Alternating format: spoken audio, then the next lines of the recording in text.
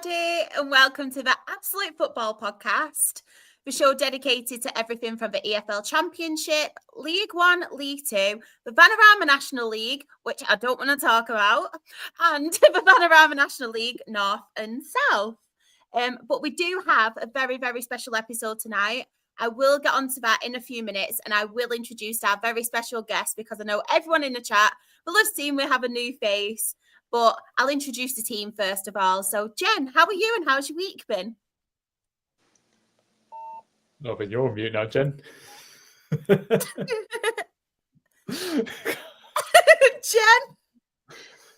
Jen, you're on mute, mate. Oh, she's not on mute. Oh, no. Oh, no. Oh, now Jen can't.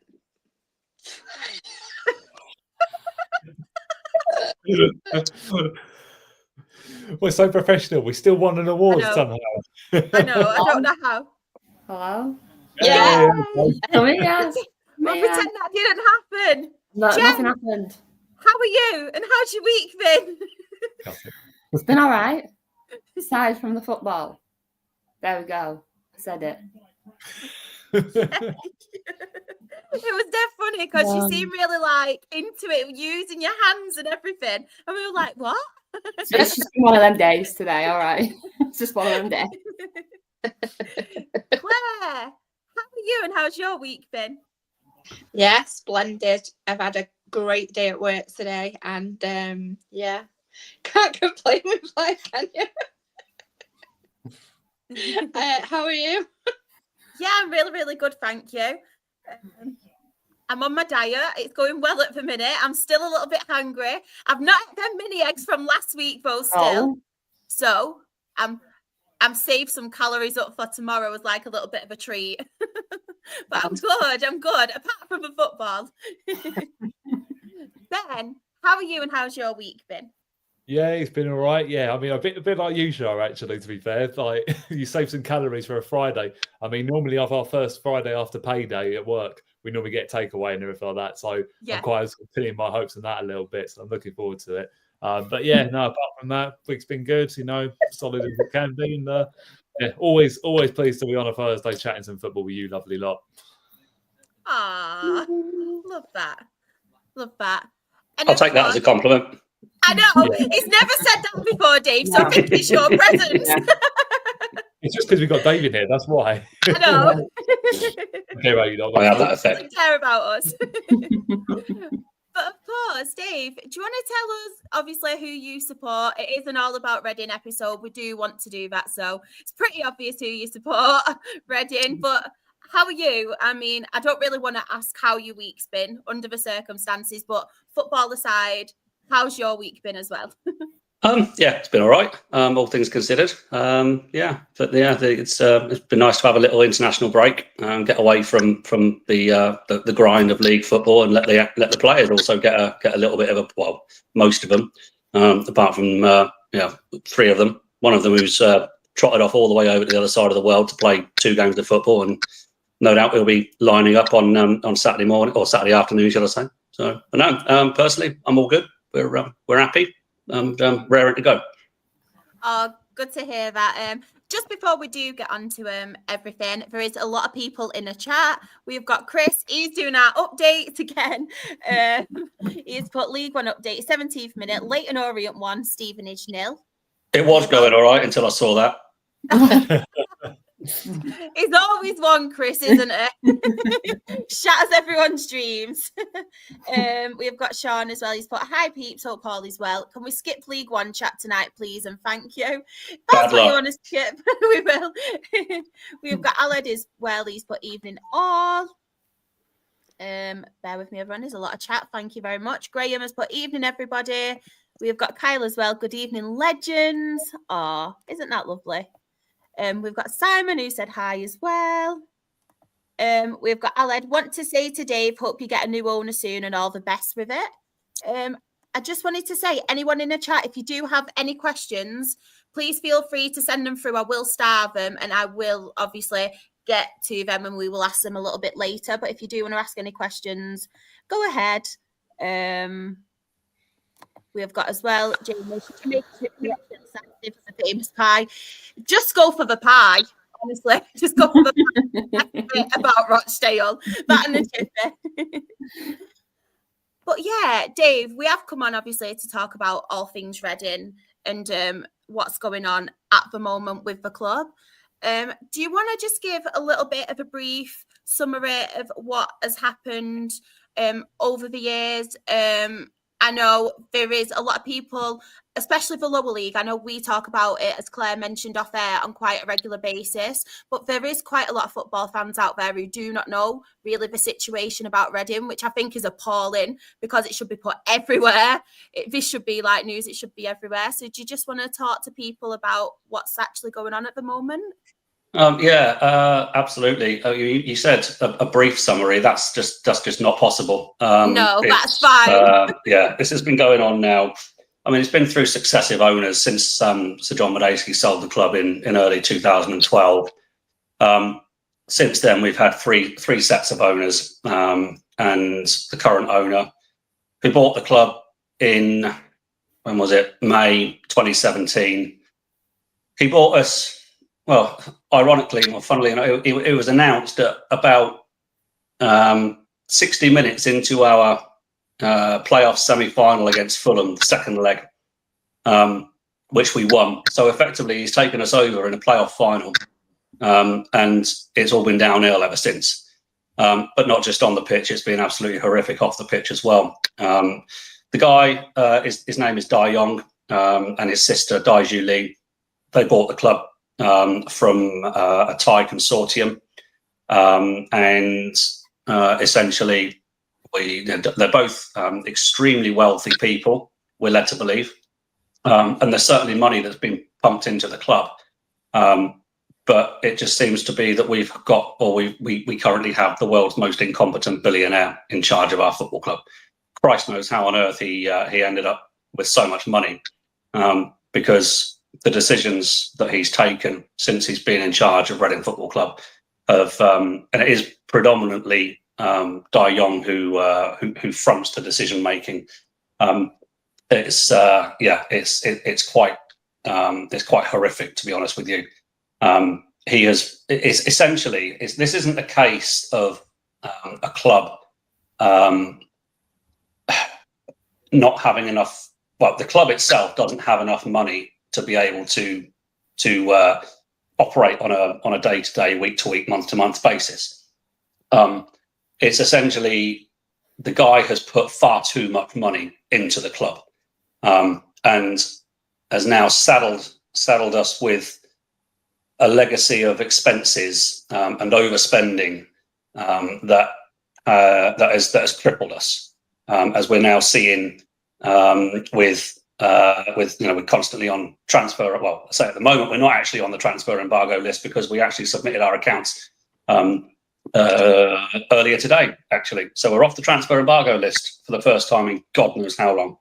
Essentially, it's been massive overspending over an elongated period of time, in all the wrong areas. Horrible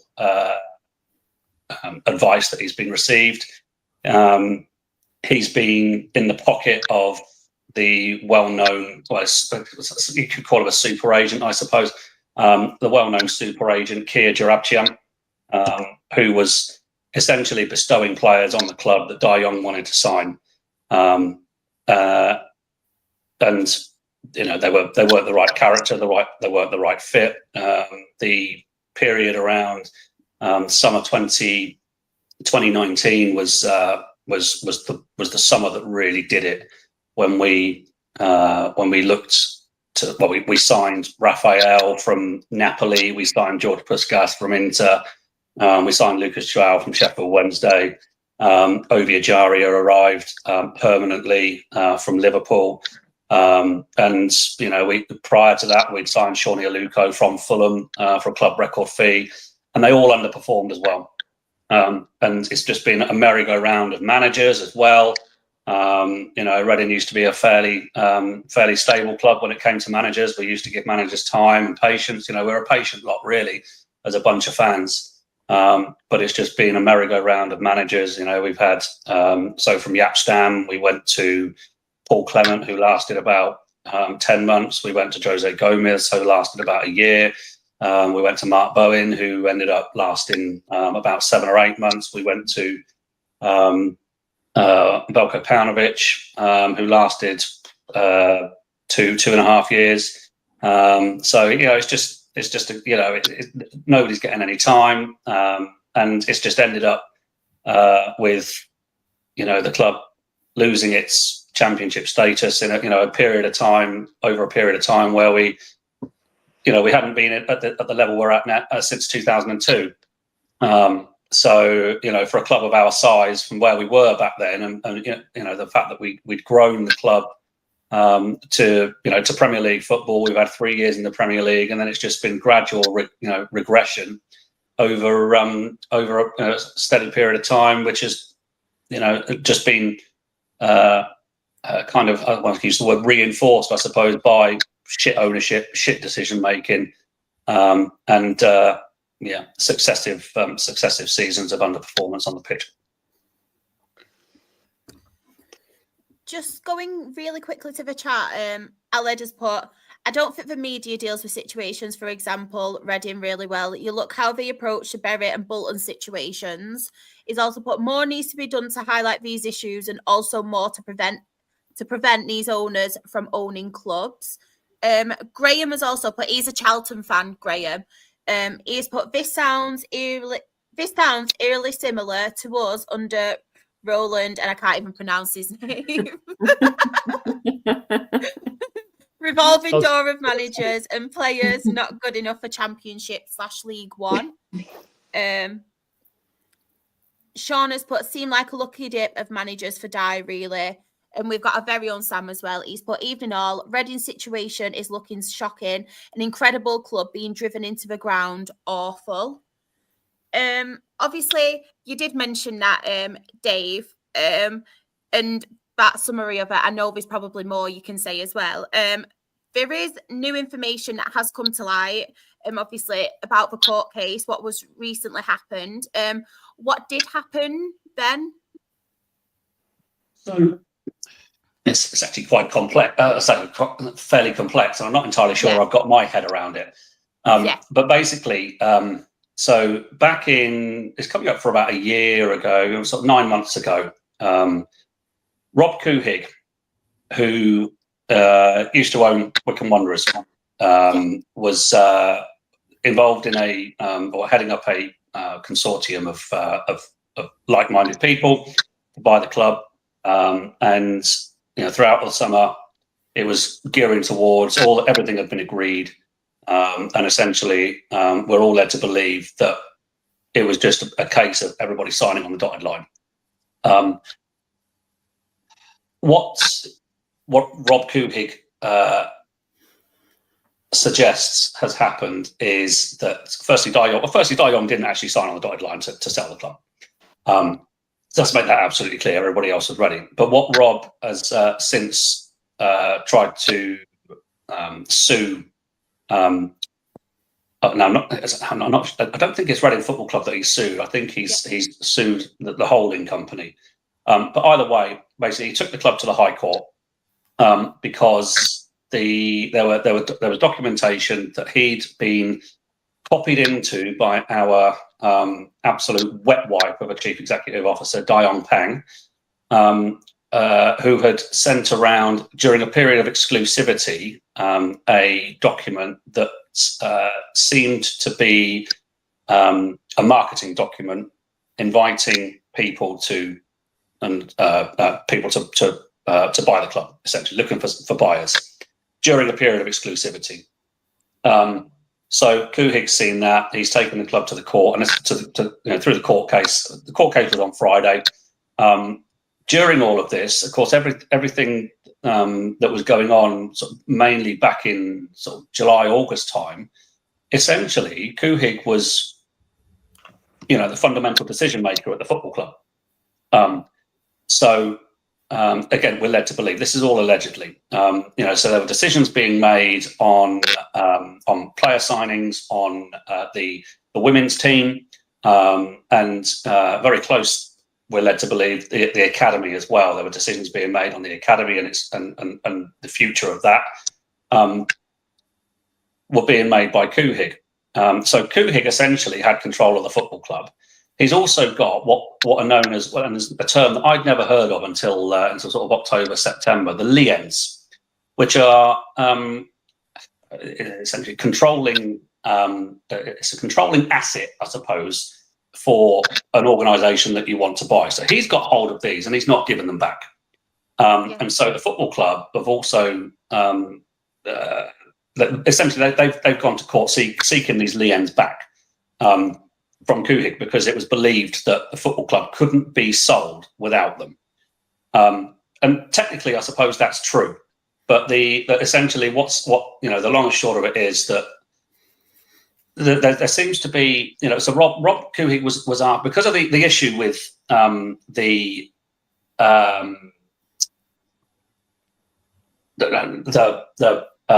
trying to sell, trying to bring more buyers into the football club, and Kuhig not being able to buy the club. Kuhig is then sued for what he thinks is £12 million, and that is for a future sort of profit that he was going to make on any kind of activity within the club and future sale.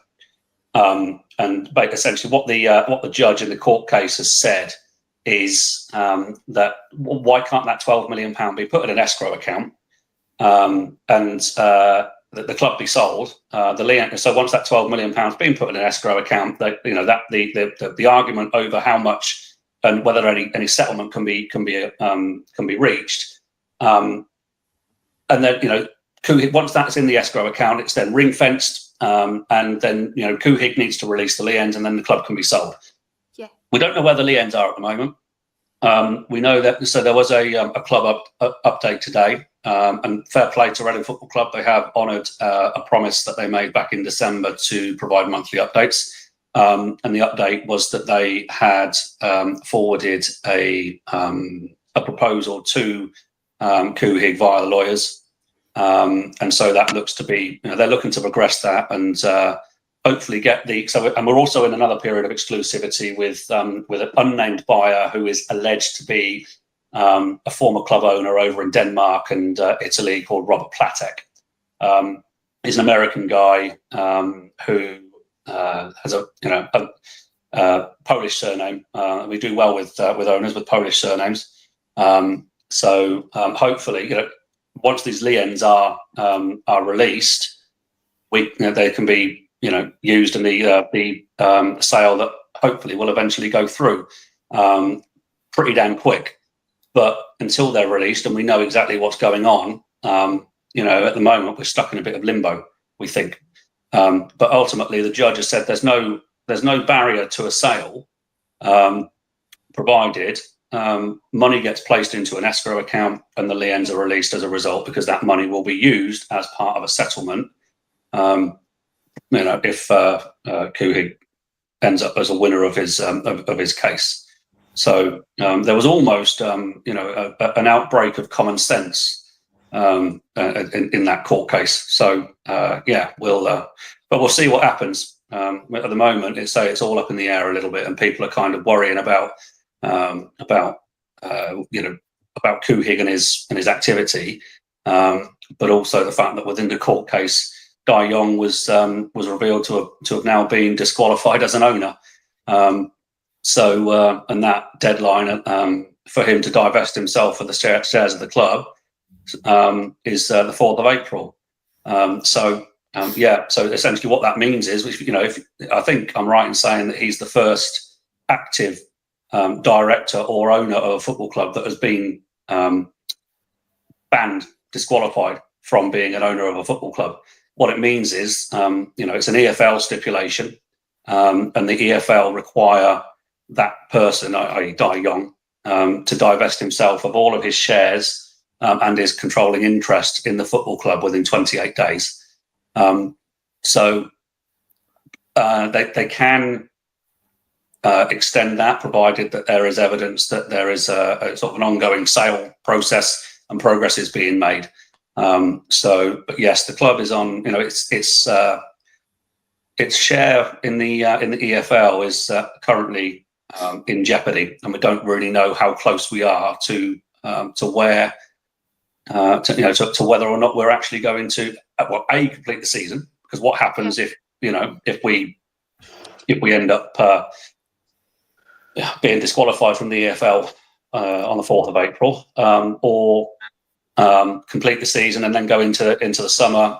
What happens between now? It is literally a Bury case and a Bolton case again. It is literally the same thing. It's open to it's open to the EFL. It's open to Die Young. It's open to the football club and the powers that be that are buying the club to pull their fingers out and get this sale over the line sooner rather than later, and get Die Young and his sister out of the club. Do you know what? Just listening to all that, I don't know if anyone can tell, but my eyes are actually filling up. I didn't realise how it really, really gets me so angry how somebody can do this, and to a football club, all them fans, like the heart of the community, it just really angers me. And considering, am I right in saying Die Young was actually linked previously to Hull and he failed the fit and proper test? Yeah, so yes, he was. I don't like giving the guy any sort of kind of credit, but no. To be fair, he was part of a consortium, and it was the consortium that failed. So it wasn't necessarily him specifically, but he was part of that consortium that failed. Likewise, his sister. So yes, they failed the Premier League tests. They passed the EFL tests. Now, unfortunately, back then, the EFL tests were essentially a tick box exercise. Have you ever been disqualified from owning a business in the past? Yes or no, tick box. And nobody really did any checks. The Premier League were able to do, and still are able to do, more stringent checks simply because they've got the resources to do so. The EFL doesn't. And that's where part of the issue was back then. The checks are now a lot more stringent. And the EFL, particularly since Birch has been on the committee up there, is a lot more stringent. It's a lot more. They've been a lot more disciplinarian with their approach towards football clubs, which is where we've come a cropper a little bit, whereas other clubs perhaps got away fairly lightly in comparison to us. But that's not to say that I'm bitter or twisted or anything about that. The rules are there, and even back then, it's like you're looking at the football clubs that are being let off fairly lightly in comparison, and you're thinking at the time, I was thinking that should be a more stringent penalty. And now we're coming a cropper, having been fundamentally under Sir John Medeski, one of the best run football clubs in the country, to being literally up there with Morecambe, the worst run club in the country. But the problem is, of course, the rules that the EFL have, they're all proposed and implemented by the football clubs. So people like Trevor Birch and the committee, the management committee at the EFL, are essentially holding they're doing the admin for the football clubs. So the rules that are in place and the penalties that are in place are there. But when you want and you need more stringent rules, turkeys ain't going to vote for Christmas. So certainly, it's a real problem within football, because football has just had this constant conveyor belt of clubs in trouble. It's us now. It's Morecambe. It's been Port Vale in the past. It's been Oldham. It's been Stockport, of course. You've had your own problems.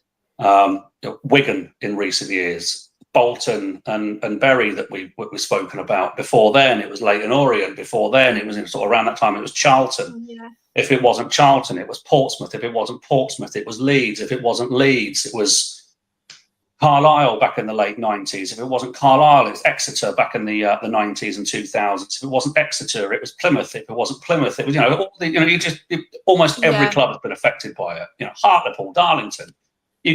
There's not a region in the country that hasn't suffered in terms of their football club. And it's pathetic.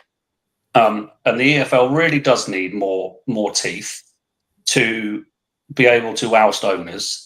But then you get into the dynamic where your competition laws conflict with actual law, company law, because you can't force a director out of a shareholder to divest his shares or her shares if they don't want to. And this is where, again, the issue is, we know De Jong says that he's committed to, in the club update today, De Jong is apparently committed to fulfilling his obligations now that he's a disqualified director to divest his shares of the football club. He's been fully committed to selling the football club for the last 500 plus days, and he hasn't yet sold it. And so, you can have this disqualification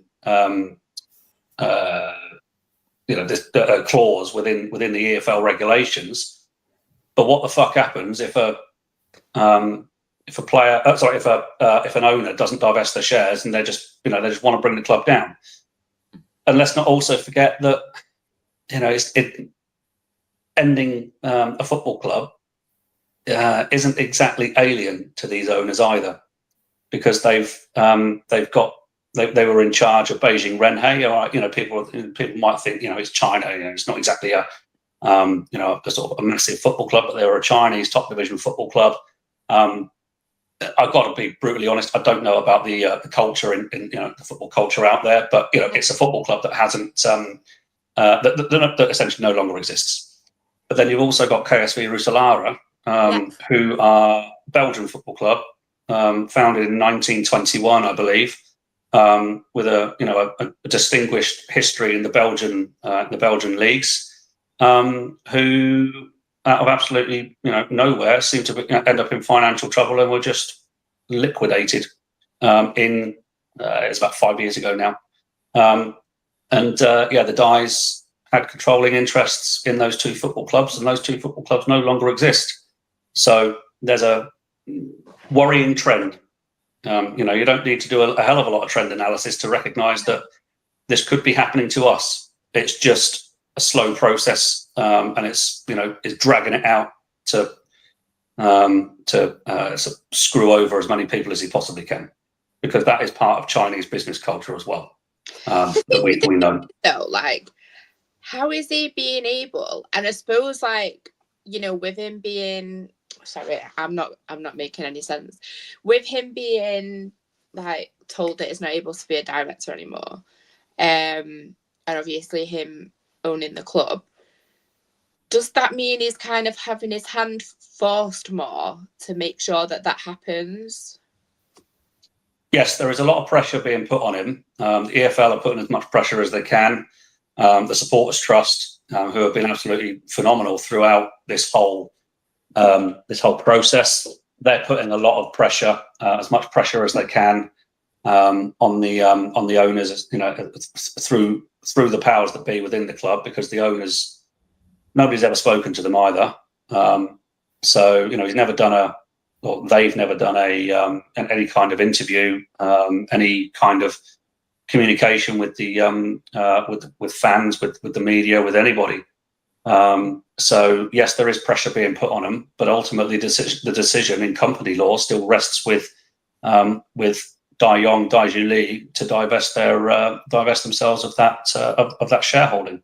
And in company law, they don't have to. So as I say, as I mentioned, it's where there's a massive conflict between EFL regs and company law. So if they didn't do that, what happens? Would that mean that the club dissolves? Again, as I said, if the club and they can satisfy the EFL that progress is being made towards the end goal, which is selling the club to a new owner, then they can extend the deadline. But if there is no evidence to suggest that progress is being made, then we end up in the Bury situation, where they have their golden share taken from them, and they're left in limbo with no competition that's willing to take them. And you end up in the world of a Phoenix club. Now, of course, the guy who owned Bury, I forget his name, Steve Dale. Steve Dale, thank you. Yeah. So he actually carried on. He carried the club on. So the should we call it the traditional club, was still in existence, even though there was the Phoenix club that was playing the football. And I understand now that the clubs, that they merged about a year, 18 months ago, something like that, and carried on the name of the existence of the original Bury. Yeah. So I know there was a massive split between the fan bases, the fan groups. Yeah. I don't know what the relationship is between the two of them, whether or not they actually sort of, have buried the hatchet. But as I understand it, so they're now playing under the old Bury name. Steve Dale has absolutely nothing to do with Bury, but that's the route that we're heading down. That if Dye doesn't divest himself of those shares. It's shocking. I just think it's absolutely awful. And yeah, when all is said and done, football is a game, but going to the match, being around people who have the same, share the same passion, and so for some people, it's their chance to get out and see other people and be a part of something. And I just feel like it's just a community, isn't it? Nobody should have to go through this with the football club. It blows your mind. Totally agree. It's totally been agree. So much. And I think on top of that, I say a football club is so much more than just a football match and the football players. Yeah, exactly. You've got the fans, and their, the emotional attachment that fans have with their club. But on top of that, you have all of the work that a football club does in the community. The Reading Football Club's community trust, I'm led to believe, is one of the largest in the EFL. It's a seven-figure charity, and £1 million plus charity. And the work that it puts into engaging with the community with the Reading Football Club badge is absolutely phenomenal. And that's 7 figures worth of work that, if the football club goes, that's not going to. There's no that engagement then leaves the community. There is nothing in the town of Reading to pick that up right now. So we are a one club town. We do have another football club within the pyramid in the town, Reading City, but they're right down in the Hellenic League, which is like step 6 or 7. So Reading is there's no other professional football club within nearly 30 miles of us. So there isn't anything really that would pick up that community trust activity. And then there's so much more through things like sort of club lotteries. You've got the Young Royals initiative, which every club has their own sort of Young Royals or young equivalent. You don't have that sort of bond to be able to sort of instill and connect with kids. And it's there's just so much more than just a company.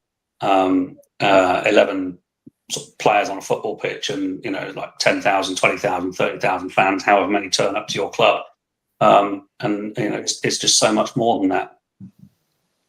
what's the feeling sort of been like amongst sort of media coverage of the club have had so far? Because, you know, you look at when Bolton and Bury, you know, were going up, like, potentially going under, and Sky Sports were treating it like, you know, transfer deadline day. I mean, has it been that's horrific. Absolutely horrific what Bolton did. What they did with Bolton, sorry. So to be fair, we've had a fair degree of coverage, mainly because of the activity that we've and the protests that we've undertaken, but also because we're really, really fortunate within Sell Before We Die to have some really talented PR people. We've got some, not just the PR people, I hasten to add, but everybody is talented. We've got a group of people who have their own sort of niche expertise. You know, we've got governance expertise. We've got sort of HR. We've got, let's say, the PR guys. We've got qualified accountants. We've got people who are willing to be and intelligently educated. You know, about a variety of different things. But when it comes to, you know, the media, it's been largely positive in terms of the protest activity, with a few exceptions. You know, Simon Jordan in particular was quite scathing of the Port Vale abandonment just over a year ago. But he's, you know, mellowed. You know, Kaz Parker, who was you know, she's not somebody I'd want to get into an argument with, put it that way. She took Simon Jordan on, and Jordan has actually mellowed quite a bit. So credit to Kaz and kudos to Kaz on that one. But yeah, the guys, you know, with the press releases, they're fully PR'd, and, you know, essentially the message that's been pushed out there is really, really, you know, it's really done us a solid. And the media's picked up on it. They've got contacts within the media anyway. So Ian Morton and Greg Double and Becky Trotman are the PR people. They've all got contacts within the media. It goes out to the press releases go out to the Associated Press. We've got contacts in the Guardian, the Independent. You know, we've certainly got Henry Winter on side. He's constantly, he's often tweeting about us. Can I use tweet now? Posting on X about us. Tweet. So but yeah. So in light of the activity that we've undertaken, it's been largely positive, mainly because we've tried to be, you know, we've gone past. We had to disrupt games to be able to get the in the early stages to get the message across that we're here. We're now beyond the stage of match disruption, and we're now into the world of sort of government lobbying, really, and legal cases. So a lot of the activity now is being done not behind closed doors. That's the wrong word or wrong phrase, but, you know, it's kind of being done in the background. So it looks like there's not a lot of, you know, we're kind of like the ungraceful swan, I suppose, with a lot of work going on under the water, rather than, you know, the ugly side of it up above. So, but yeah, it's been largely positive. It's been pretty good. You know, it's been quite national as well. But again, that's been you know, sort of prompted by the activity. You know, so Bolton was the first time that we actually had a full-on tennis ball protest. And I know Charlton fans did the tennis ball protest. It was something that we kind of took on. Charlton fans did the tennis ball protest for Duchâtelet. That's how you pronounce his name, by the way. I know. I'm going to have to keep that one. Every time now, I'm going to have to practice by you, Dave. Replay it. So, but yeah, that was Bolton. So that was sort of match disruption. That got a lot of traction. And then we did the FA Cup, the live FA Cup tie on ITV at Eastleigh, where we said that we would be doing it. You know, it was tennis balls again. It was fake money. It was all sorts. And we actually prompted and got in touch with. I think it was it Sam Matterface who was doing the commentary with Ian Wright and the like, and gave them basically a full sort of one-page document of spiel. And, you know, Sam Matterface absolutely did us a solid. He read pretty much the whole lot out. It was absolutely brilliant. I think the thing is as well with that kind of thing though, everybody is pissed off with it keep happening. Like, it's happened to so many clubs. Like, no matter what you think of that club, no matter who your rival is, you don't want to see any team go through that. And if you do, you're a bit of a twat, let's be honest. Like, nobody wants to see it keep happening. And I think that's, the more it does happen, like, it's going to get more, like, support, because it just shouldn't be okay. Exactly. And so something that we've tried to do is not so much behind the Sell Before We Die banner, but to raise awareness and solidarity with other clubs who are going through different issues. I mean, there's one club that we haven't even mentioned at the moment is Swindon. So I actually live near Swindon, and I've got a lot of people in and around my social life who are Swindon Town supporters. So I get a full pretty much rundown on the regular of what's happening with them. But so there is a group chat that we've got with Swindon and Morecambe fans. Our issue, though, you're quite right, is you get progressively more pissed off with clubs, as it happens to more and more clubs.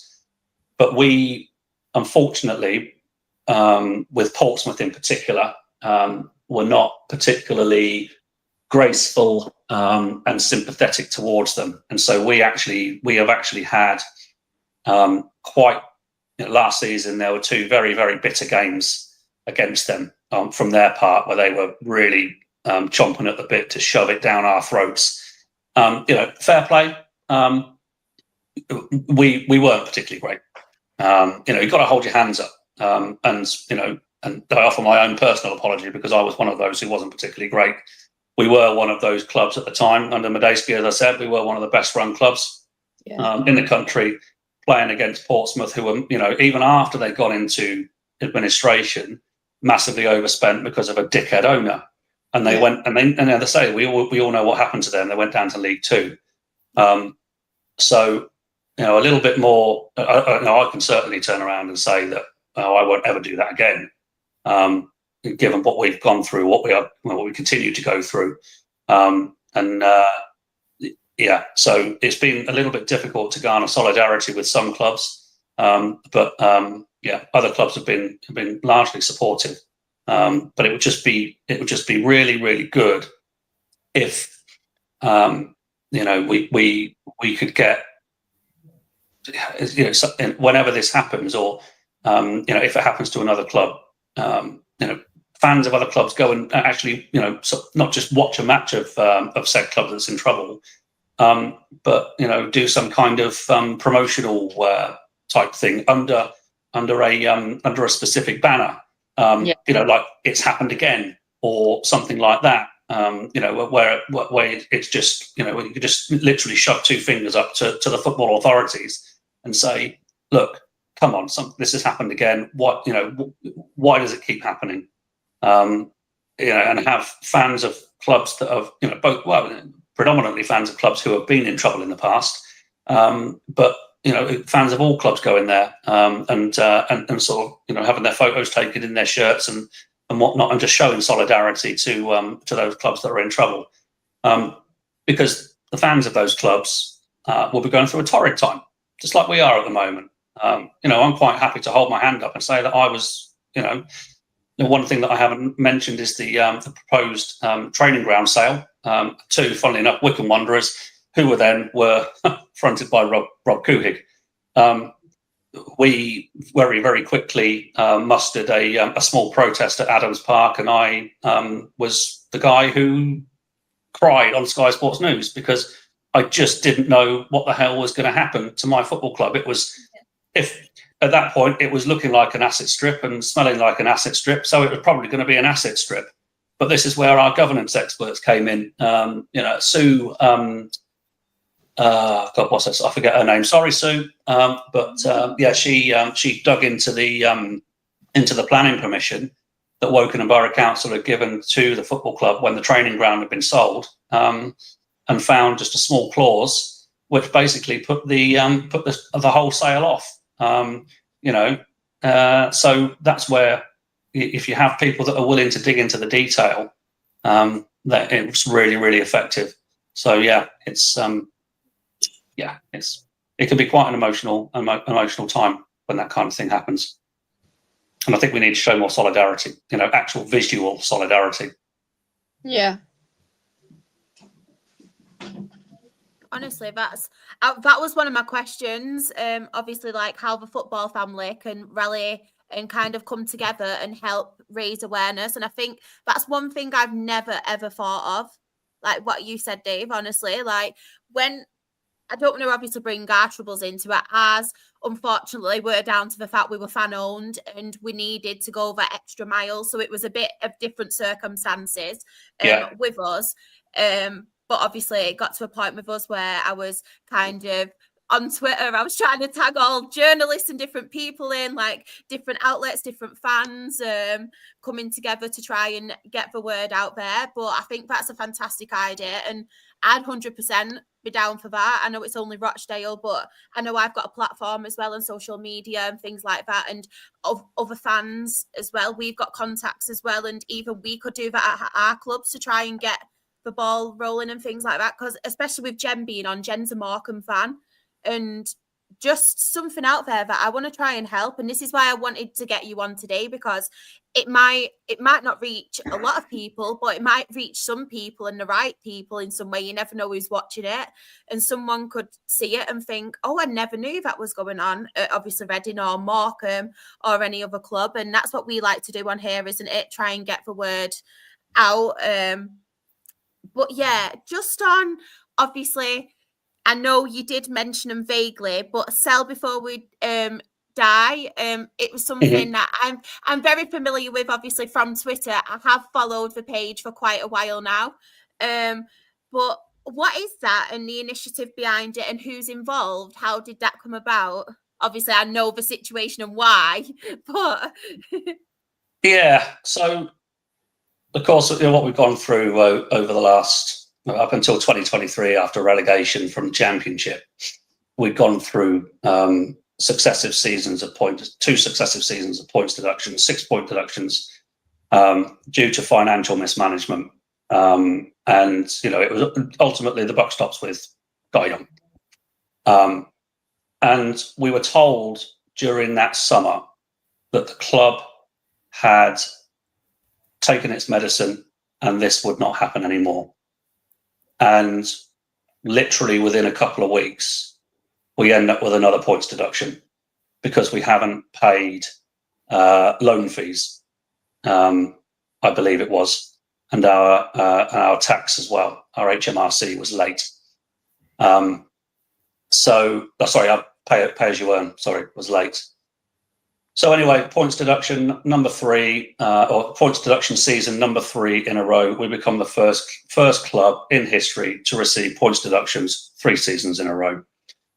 There was already a sort of a group chat between like-minded fans, supporter sites essentially. So the Tireless End is one, Elm Park Royals was another, and sort of Proud Royals, the LGBTQ plus group.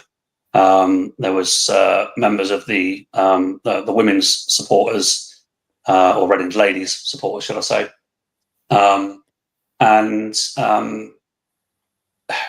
Essentially, the long and short of it is they'd already discussed having some kind of protest group, but from that points deduction onwards, it formalised and it mobilised. And that was back in June, July time last year, 2023. Yeah. Essentially, because we'd had enough. Dai Yong wasn't being a responsible owner, and so the aim was to pressure and force Dai Yong to sell the club. It eventually, got to the point in sort of October time where the club first announced that Dai Yong was looking to actively sell the club. Objective 1 achieved: get the club, or get Dai Yong to actively say that they are looking to sell the club. Objective 2 is yet to be realised. But yeah, so as I've mentioned, there's a group, individuals in there. There's probably about 20 of us in there who have all stepped in and stepped back at various times. But we've had so a number of initiatives like the tennis ball protests. We had the march that we held from the town centre to the SCL back in late October, early November 2023. Funnily enough, before the Portsmouth game, that was interesting. Which brought about we think about 1,500 to 2,000 people on it. We've had meetings with the football club, with Dayong Pang, which ultimately led to the match abandonment because Dayong Pang openly lied to our faces by saying that there would be no need for player sales. And then during the transfer window, we end up selling Nathan Abbey and another, can't remember who, Tom Holmes. Nathan Abbey to Olympiacos and Tom Holmes to Luton, respectively. So that was basically it. We've been lied to our faces, and we were all for that. So actually, that day was the actual abandonment was very, very much fan driven. It wasn't us. We were all for invading the pitch after the final whistle, but it happened in the 16th minute. Which essentially was the number of points that we'd had deducted over successive seasons to that point. It's gone up to 18 since then. So we've had that. We mobilised the Wickham protest after the proposed training ground sale. Numerous press releases. We do a very good, strongly worded letter as well to various people. It's now a sort of conglomerate of the supporters trust as well are very much involved in it. So supporters trust, Elm Park Royals, the Tireless End, and fans who want to help and are motivated and have the energy to do that. But it's a very draining experience, it has to be said, and we've been very, very grateful to receive the new blood when it's come in, because it's not an easy thing to do. So that's essentially who Sell Before We Die are. We're essentially the football club or the supporters protest group, aiming to put pressure and force Dayong out of the football club. Honestly, hats off to you, like all the work that you all do, because I followed it for quite a while, for Twitter, and obviously I've seen the work that you've done throughout, and obviously it'll be a lot behind the scenes, and then recently as well, and I'm constantly trying to help by retweeting everything at the minute, like no matter who's been on, I've been trying to retweet everything just to try and get the word out. But yeah, honestly, everybody and the work that you're all doing, like you're doing a fantastic job. You really, really are. Just wanted to say that. Appreciate it. Yeah, we do appreciate it. And hopefully it'll have a good ending. Hopefully, fingers crossed. 100%. We've all got our fingers crossed. One thing I did want to mention as well is just your season so far, because obviously you've got all this going on behind the scenes, but what a season you're having so far, like the players, the manager. And I just wanted to say, like, how's it going? Despite all the troubles, if you put all them aside, like, how is the season going so far from a football perspective? Yeah, so it's been. Listen, we'd have taken safety.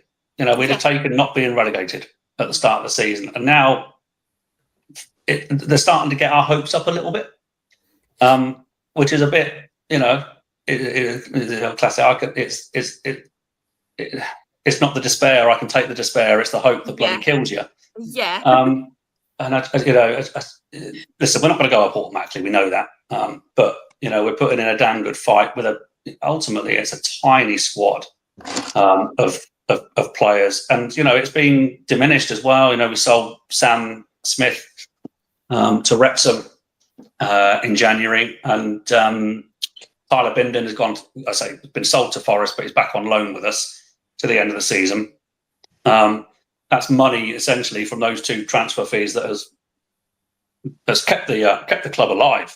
We'd be able to to pay the Lecky bill and the salaries and whatnot. So it's been absolutely phenomenal though. The disruption. There was a bit of turmoil in December with Ruben Sellés going to Hull. That was extremely upsetting because nobody blames Sellés for doing that. A, Hull are a division above. B, they've got money to spend. And C, he's not got to deal with the emotional turmoil of what was being told to him, and having to deal with that and manage the players at the same time. But the performances, particularly at home, we've been very, very strong at home. Our attacking strength has been diminished somewhat by Sam Smith going, but also Noel Hunt is still very much in his first role. He was the only man really who was ever going to be considered for the job because he didn't cost anything, and he's promoted from within. But he's doing a decent job of maintaining the playoff push. We're 10 unbeaten at the moment as well, which when you consider, we don't have any natural left back. We've had injuries at right back. We've had significant injuries within the centre of defence at the moment. Amadou and Menge is a massive loss, but the central midfield has been we've been very, very fortunate with the central midfield with Lewis Wing, Charlie Savage, and Harvey Nibbs being pretty much ever present throughout the season. It's unfortunate that Ben Elliott has been injured since sort of November time. And up front, we've had our struggles as well with fitness. But Jayden Warren has just been thrown in at the deep end with Sam Smith's departure, and he started looking like with every game he looks more and more effective, and has actually started getting into goal scoring positions, and there's notched 3 or 4 already this season. So but of course, once if you lose one of those players, there is no depth. And the issue that we would have is Lewis Wing. So Stockport did a really, really good job on Lewis Wing, actually, went at the Medeski by man marking him and essentially allowed Ollie Norwood to run the game. But Lewis Wing on his day is up there with the most effective midfielders in the division, and he absolutely makes this team tick. If we lost Lewis Wing to injury, it would be an absolute travesty, and somebody would have to step up. But I'm not sure anybody's quite got the quality that Lewis Wing has in our squad. Do you know what though? I think obviously I have a bit of a special interest in League One this season. Funny that. I wonder why. Obviously, our games aside, because for whatever reason, you've been pretty shit both games. That aside, obviously, you can't grumble at that comment, can you? It's not gone very well for you. And this is... Oh, no, absolutely. You're absolutely right. We were shit in both games. Yeah. I know, I just saw Shah's face.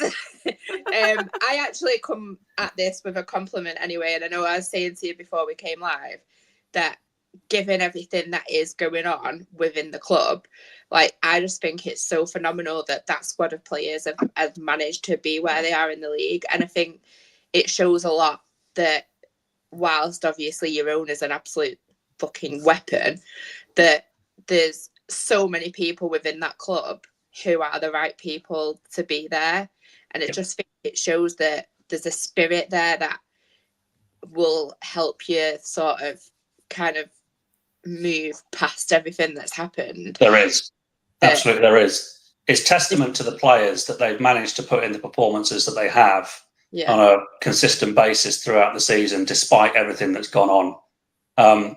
And Ruben Sellés has got a lot to answer for that as well, because he he was the one who really started bonding that team with, by playing good football for a start. It always helps when you play good football and you start getting results. Yeah. But he was the one that really bonded the fans and the team together, and you see that with certain players in particular, Harvey Nibbs and Amadou Mbengue at the end of the game, particularly if we win.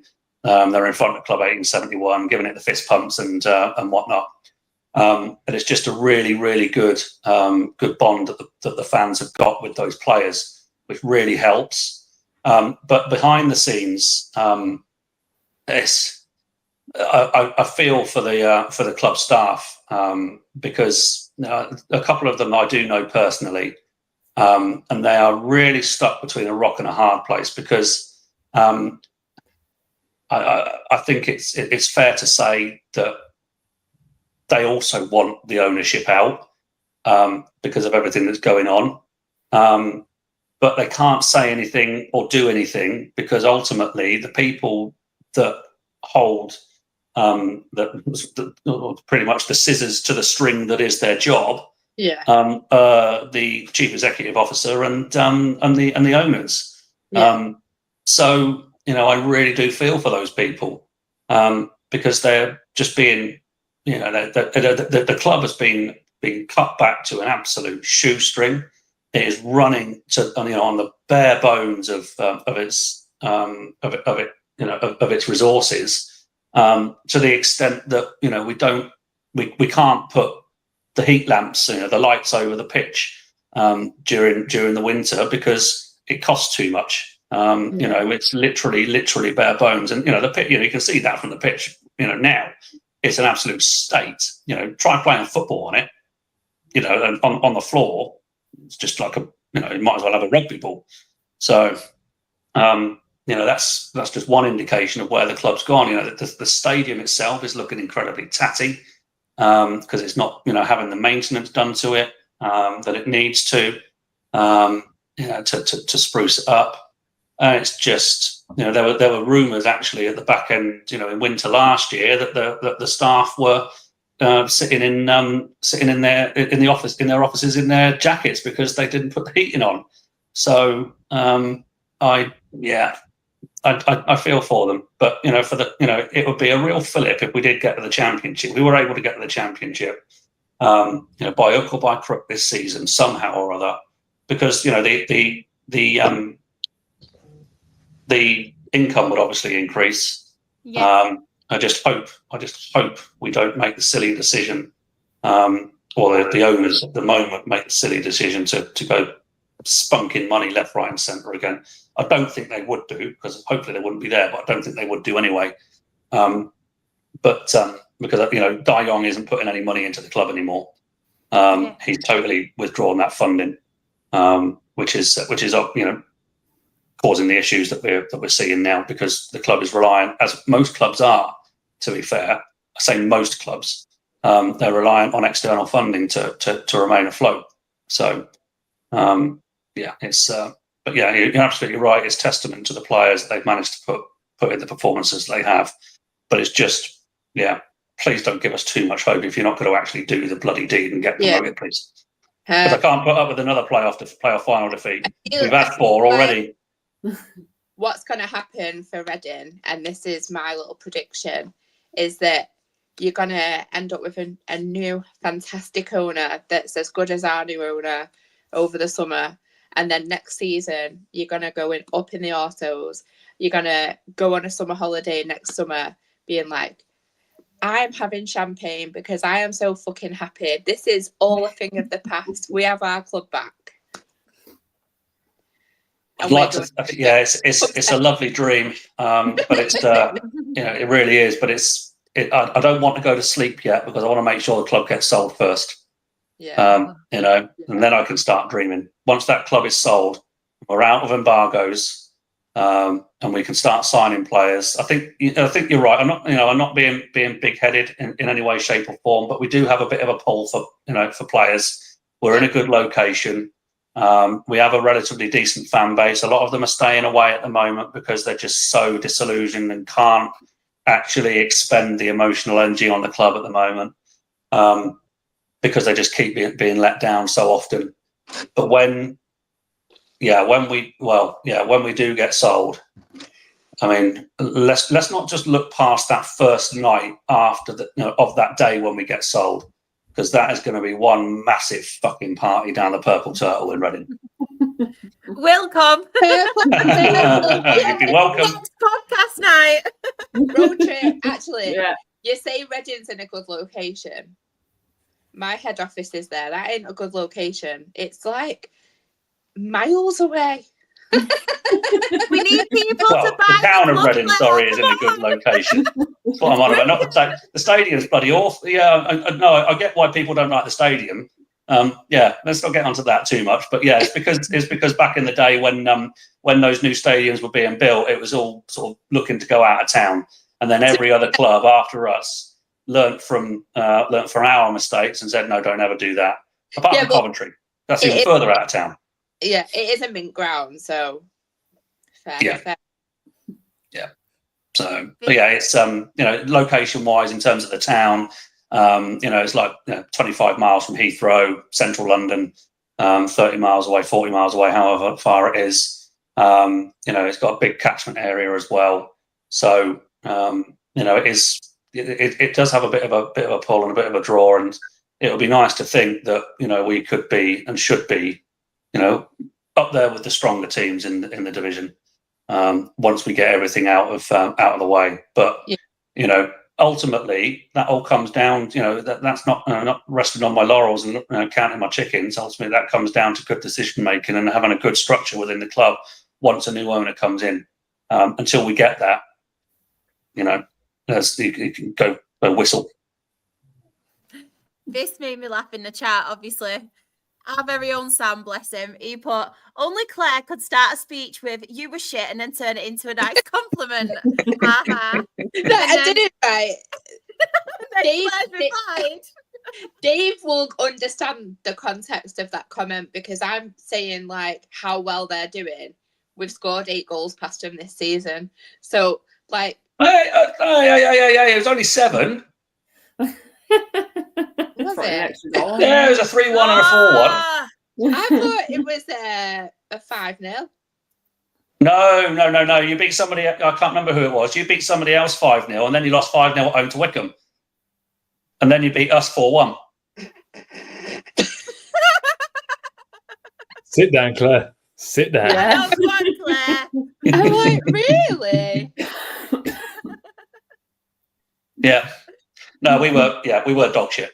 As soon as I found out Claire was a Stockport fan, I fully expected it. So I was prepped for it. No, I think like in the context of what I was trying to say, though, I was being kind.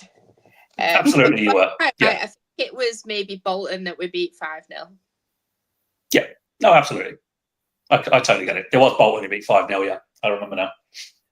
But still, 7 goals is quite a lot to score past a team. I'm there going, you do really well.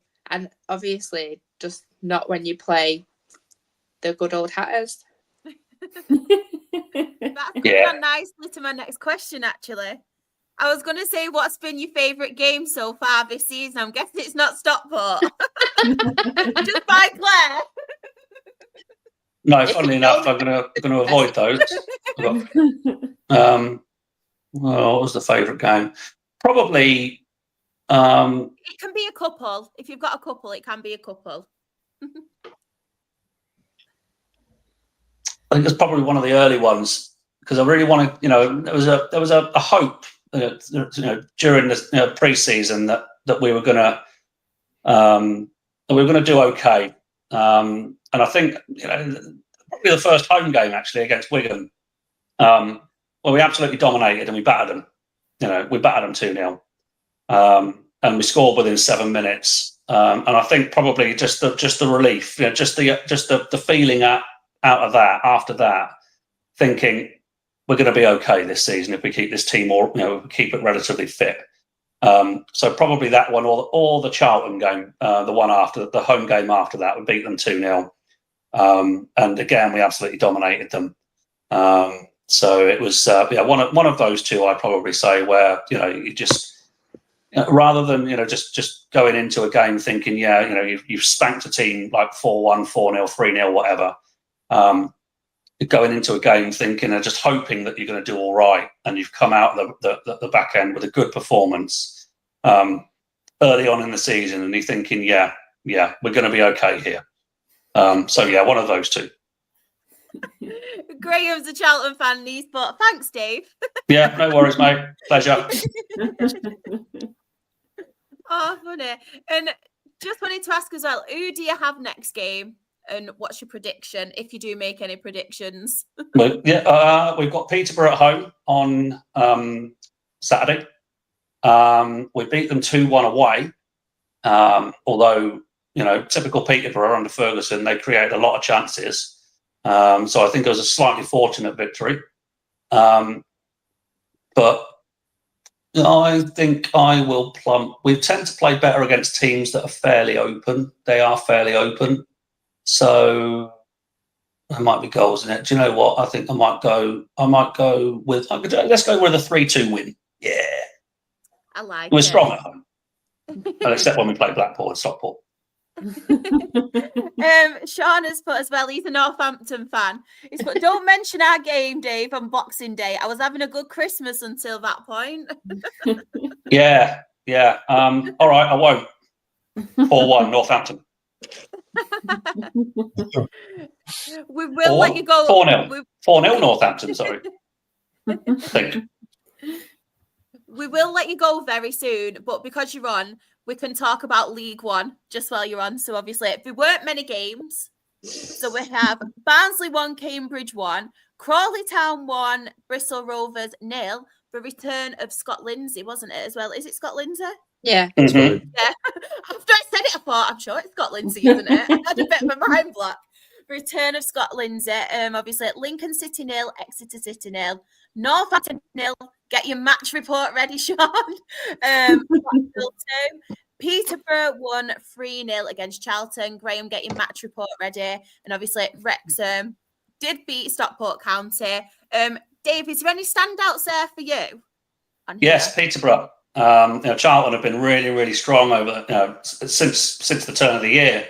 And for Peterborough to come out, winning that game 3-0 is really, really good for them, because they haven't really met their expectations this season, have they? That's the one that really stands out for me. Right. But they can keep that form firmly on that screen and come to the SCL and be soundly beating themselves, hopefully. Luke always goes for the 0-0s on purpose. He's put Lincoln 0, Exeter because it was the only 0-0 as my standout result. Technically, it is a standout, isn't it? Because it's in white. But we've got Kyle as well. He's put Rovers, you are shit. Ha ha ha ha ha ha ha. It's a Bristol City fan by any chance? Yeah, he is. Yeah. We've got as well. Oh, Chris has done an update. 7 minutes injury time at Leighton Orient, still 1-0. Jamie has put Peterborough to go do back to Charlton the week before us. Standard A, Dave. Yeah, that's old Hodder. Yeah. I know Hodder. Yeah. Good point. This really made me laugh. This made me laugh of Sean. So obviously, as a Northampton fan, they did get beat, and his match report was, we fell asleep and we were just shit. Straight to the point, like, yeah. Fair play. Sometimes that's all it needs, isn't it? Exactly. No beating around the bush. Just get straight to it. Aled, obviously, he's a Wrexham fan. He's put Wrexham back to second after a 1-0 win against Stockport. One penalty that should have been awarded but wasn't. But the other penalty, which was awarded, was dubious. Was it, Claire? Let's just say it was not a pen. Yeah, it was not. Dubious. It just wasn't a fucking pen, and we've had an apology already. So yeah, the first one should have been a penalty. So guess it evens itself out. But the one that was given was Ibitori was pushed in the back and had his arm up, as you do when you're bloody falling, and it hit the back of it. Like, he's like this, the ball hits the back of him as he's trying to not fall over. Like, the fucking liner, like, signals for a corner. The ref clearly can't see it because of where he is. McLean starts being an absolute, in the Roy Keane saying, a baby. And the liner changes his mind and says, oh, yeah, it's a penalty for a handball. Like, grow some fucking balls, man. Yeah. Grow some fucking balls. Jesus Christ. Like, he's a baby. You don't need to let him. Like, and then I take my hat off to him at the same time because you love that kind of player if he's playing for you, but he's a fucking... Oh, yeah, you hate him on the opposite team. Anyway. Because you've just quoted Roy Keane and you've said a baby, I expect you now to do a Roy Keane accent. So go on. He's a fucking baby.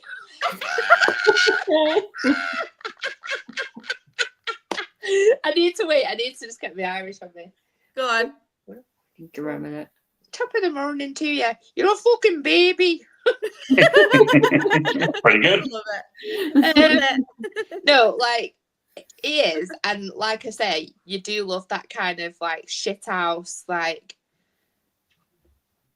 twat when he plays for you. But, like, let's be honest, he likes Aaron McLean. Not Aaron McLean. I love Aaron McLean. James. We won't be coming on him again now. If we say no. I love him. No, but, like, encouragingly, I was actually pretty happy with our performance because we played pretty well. We had a great deal of possession, which obviously counts for fuck all, but we played some really nice football. We had some great chances. Really encouraging that our keeper saved the penalty that wasn't a penalty. It's just a shame that Rodriguez was in the right place to put the ball in the net. In other words, like, you know, bears shit in woods, Wrexham beat us at home. It's just the way it worked, the way of the world. So enjoy your win, Aled. I still don't think you're getting second, so enjoy the playoffs as well.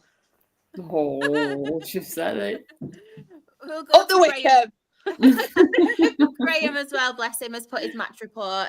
Obviously, Peterborough away, not used to writing about defeats, was a tale of us not taking our chances, and it took theirs. We were too wide open and got exposed on the counter-attack countless times. I can't believe, though, Graham, Abraham Ado, you let him score against you, and what a goal it was. What a goal it was. He used to play for us, right? And he had so much potential, but he just had no end product. And Peterborough fans were saying the same as well. But then he pulled off that worldy goal on Saturday. I was like, oh, he can do it. He can do it. We've got a little bit of news from League One as well. Sean has put, however, positive news. The 5 people who were involved in the loan for the stand appeared in court this week and will appear again in June. The sooner they get punished, the better. And Graham has put as well, we never do well at London Road, not won there since 2010, and we wasn't going to win every game. So that was a reality check.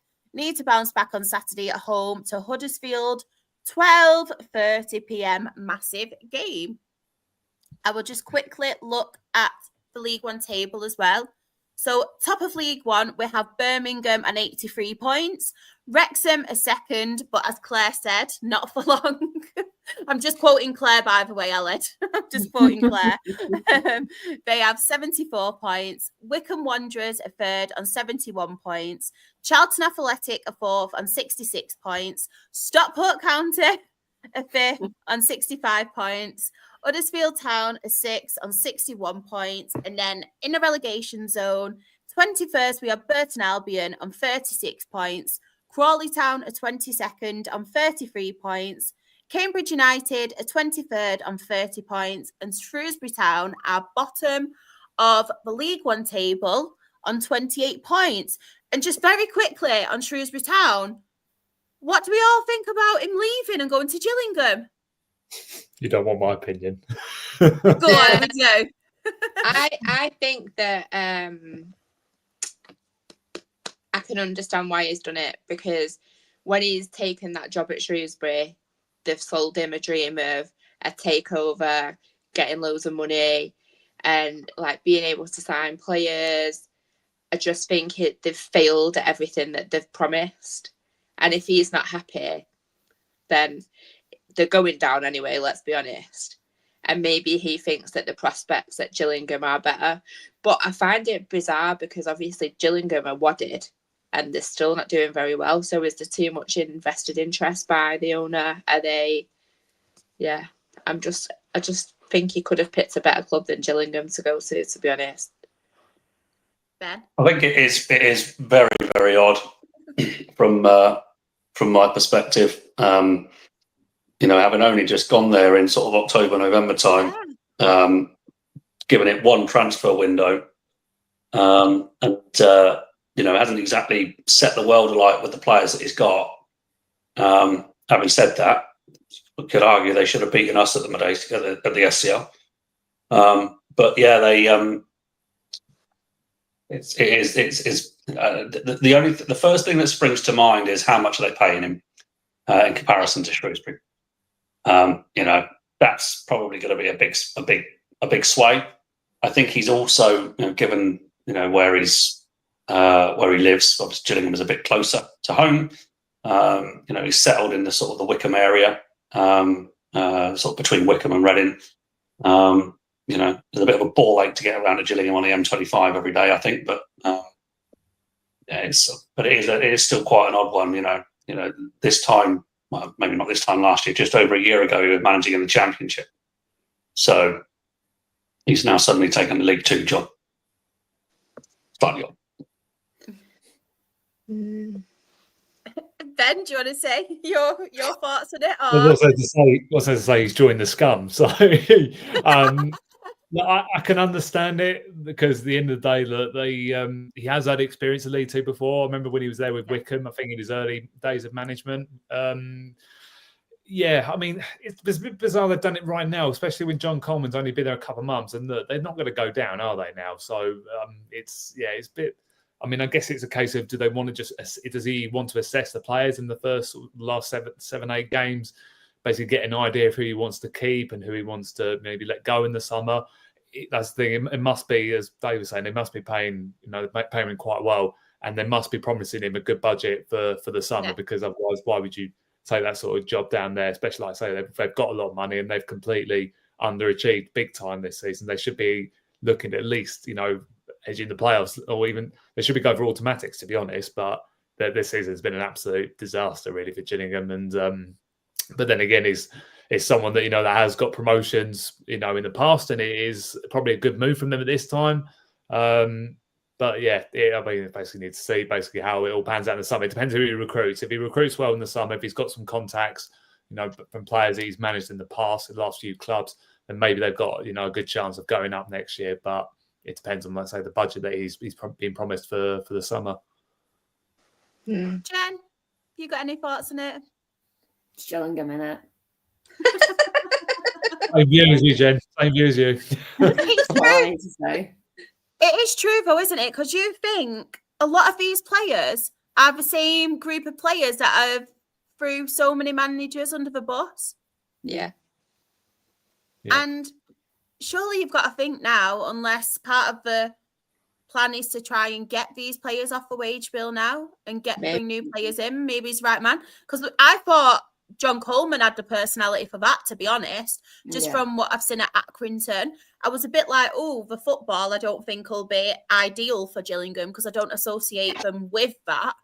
But I thought John Coleman could potentially do that and try and get rid of some of these and kind of move them on. But yeah, it's a strange one for me, but we will see, won't we? I mean, Gillingham's biggest problem, like in the last few years, has been goal scoring. They defensively they've actually been quite sound, but goal scoring wise, they've been absolutely dreadful. I mean, at times, I think it was last season or the year before, they struggled to some. I think they were like 20 games in and they'd only scored like 8 goals or something like that along those lines. Yeah. Like it was absolutely ridiculous numbers. And yeah, I think maybe that's something that he's got to identify very quickly because Gareth Ainsworth's going to need to probably implement his style fairly quickly and to see the current players he's got are going to be capable of doing that next season, because if not, it'll go, well, bye-bye, see you later. I'll get someone else in that will do the job, because they need to bring goals and entertainment down there at the moment, because it's been a tough couple of years for them, as much as I put a smile on my face when I say that. But yeah, no, that's This made me laugh. that's the perfect comment, Sean. Yeah, I totally agree with it. It just not the same there. Worst place. I still remember the first time I went to Gillingham, and it was before the upper section of the scaffolding stand was condemned, and I was severely hungover, and at the very top of the second tier, and I was just like in a nightmare. I thought I was going to die. Not going to lie. Walk down the steps. It's the quietest and the stillest I've ever been at Gillingham. Like, my dad was buzzing. Like, for once, I weren't like chewing his ear off or anything and like chatting a load of rubbish, because I'm just like not moving. Like, all the time, I usually go to the toilet. I'm like, I'll hold it in. Not doing it. Honestly. Last time we played Gillingham at Priestfield was New Year's Day 2005. I was hungover as hell.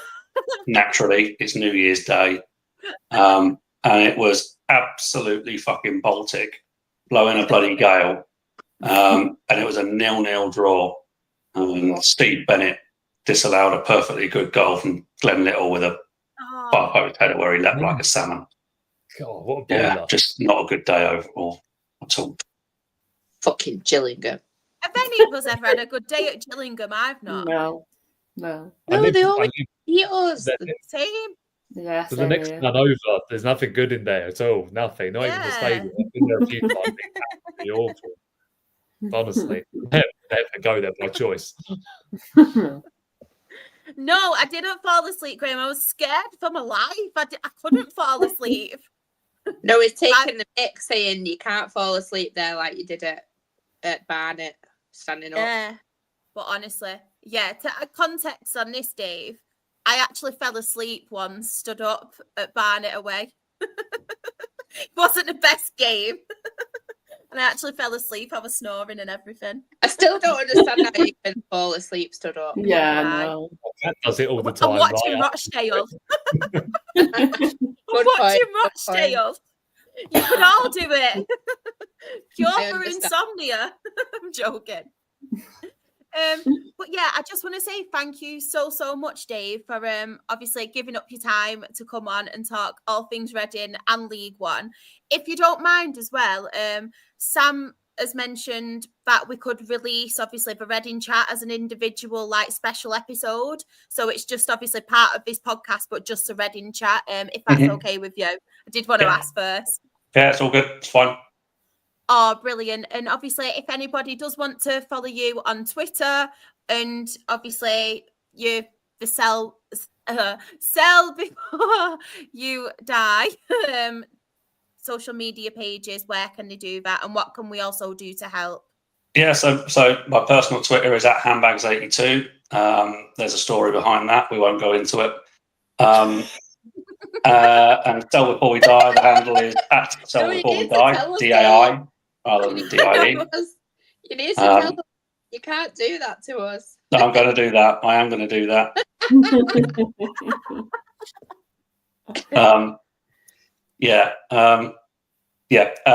At Sell Before We Die. That's DAI at the end rather than DIE. Also on Facebook. Just anything that you see, retweet or repost, whatever it's called these days. Just show solidarity to us, and if there's anything that you can actually actively get involved with, perhaps if we're playing you or whatever, and you're coming to the game, then get involved and just show a bit of solidarity and force this arsehole out of our club. Fingers crossed it happens very soon. Definitely. Yeah. Thank you so much for giving up your time, but we won't We won't let if you can stay if you want. You're more than welcome to. But if you want to get on with your evening, we're talking League Two and the National League, North South. I haven't had my tea yet because I've been coaching this evening, No so I literally problem. only got in Don't about worry. 20 minutes before this all kicked off. So I'm going to go and have my tea if that's all right. No problem at all. Thank you I so much again. have more respect as well that he's just called it tea. Yeah. I know. That's all we call it, I tea. know. That's the only word. It's the only right It's word. the only word. Yeah, that's what we call it here. You're welcome back. All right. Anytime. More than welcome. I'm more than happy. Bye, Dave. All right, guys. Oh, Cheers. thank you, Dave. Thank you. Oh, bless him. Yeah. No one ever calls it tea, so I agree. No, they don't. It really winds me up when someone calls it dinner. I'm like, no, it's I know, tea. Ben. Okay. Do you know the Yeah. worst thing ever? And I'm going to start a whole new debate here. Guess what someone called a bar, bread roll, whatever? Go on. A batch. What the fuck? I want a Batch. batch. A batch. What's a batch? Come on, at In least a make it make sense. That's what. Batch of It sounds what? like a big bulk or something. Yeah. Like your batch buy and stuff. No, that's Batch. what you call a bar, a batch. It's No, I know that, but isn't like a batch like you buy things in batches, like a Yeah, like 12, can't yeah, you? yeah. So, but it's what people from Coventry call a bar. Ugh, Oh, disgusting. sit down, Sean. Sit down. Sit down. What? Shut up. Woo! Woo! Breakfast, Come on. dinner, and tea. Yeah. Boo! Boo! Yeah, call it a batch. Yeah. No, Weirdos in Coventry, Simondo. No, Chris, I'm Everyone's glad you everywhere. put it in caps. You put it in caps because it's the only answer, the right Yeah. answer. Yeah. But yeah, we're best talk some football, aren't we? Yeah, Talk really some quickly. Football. League Two. Jen, do you want to start? Do you want to start us No. off? No, You don't have to. we were shit. We lost. We're now 7 points from safety. It's not looking good.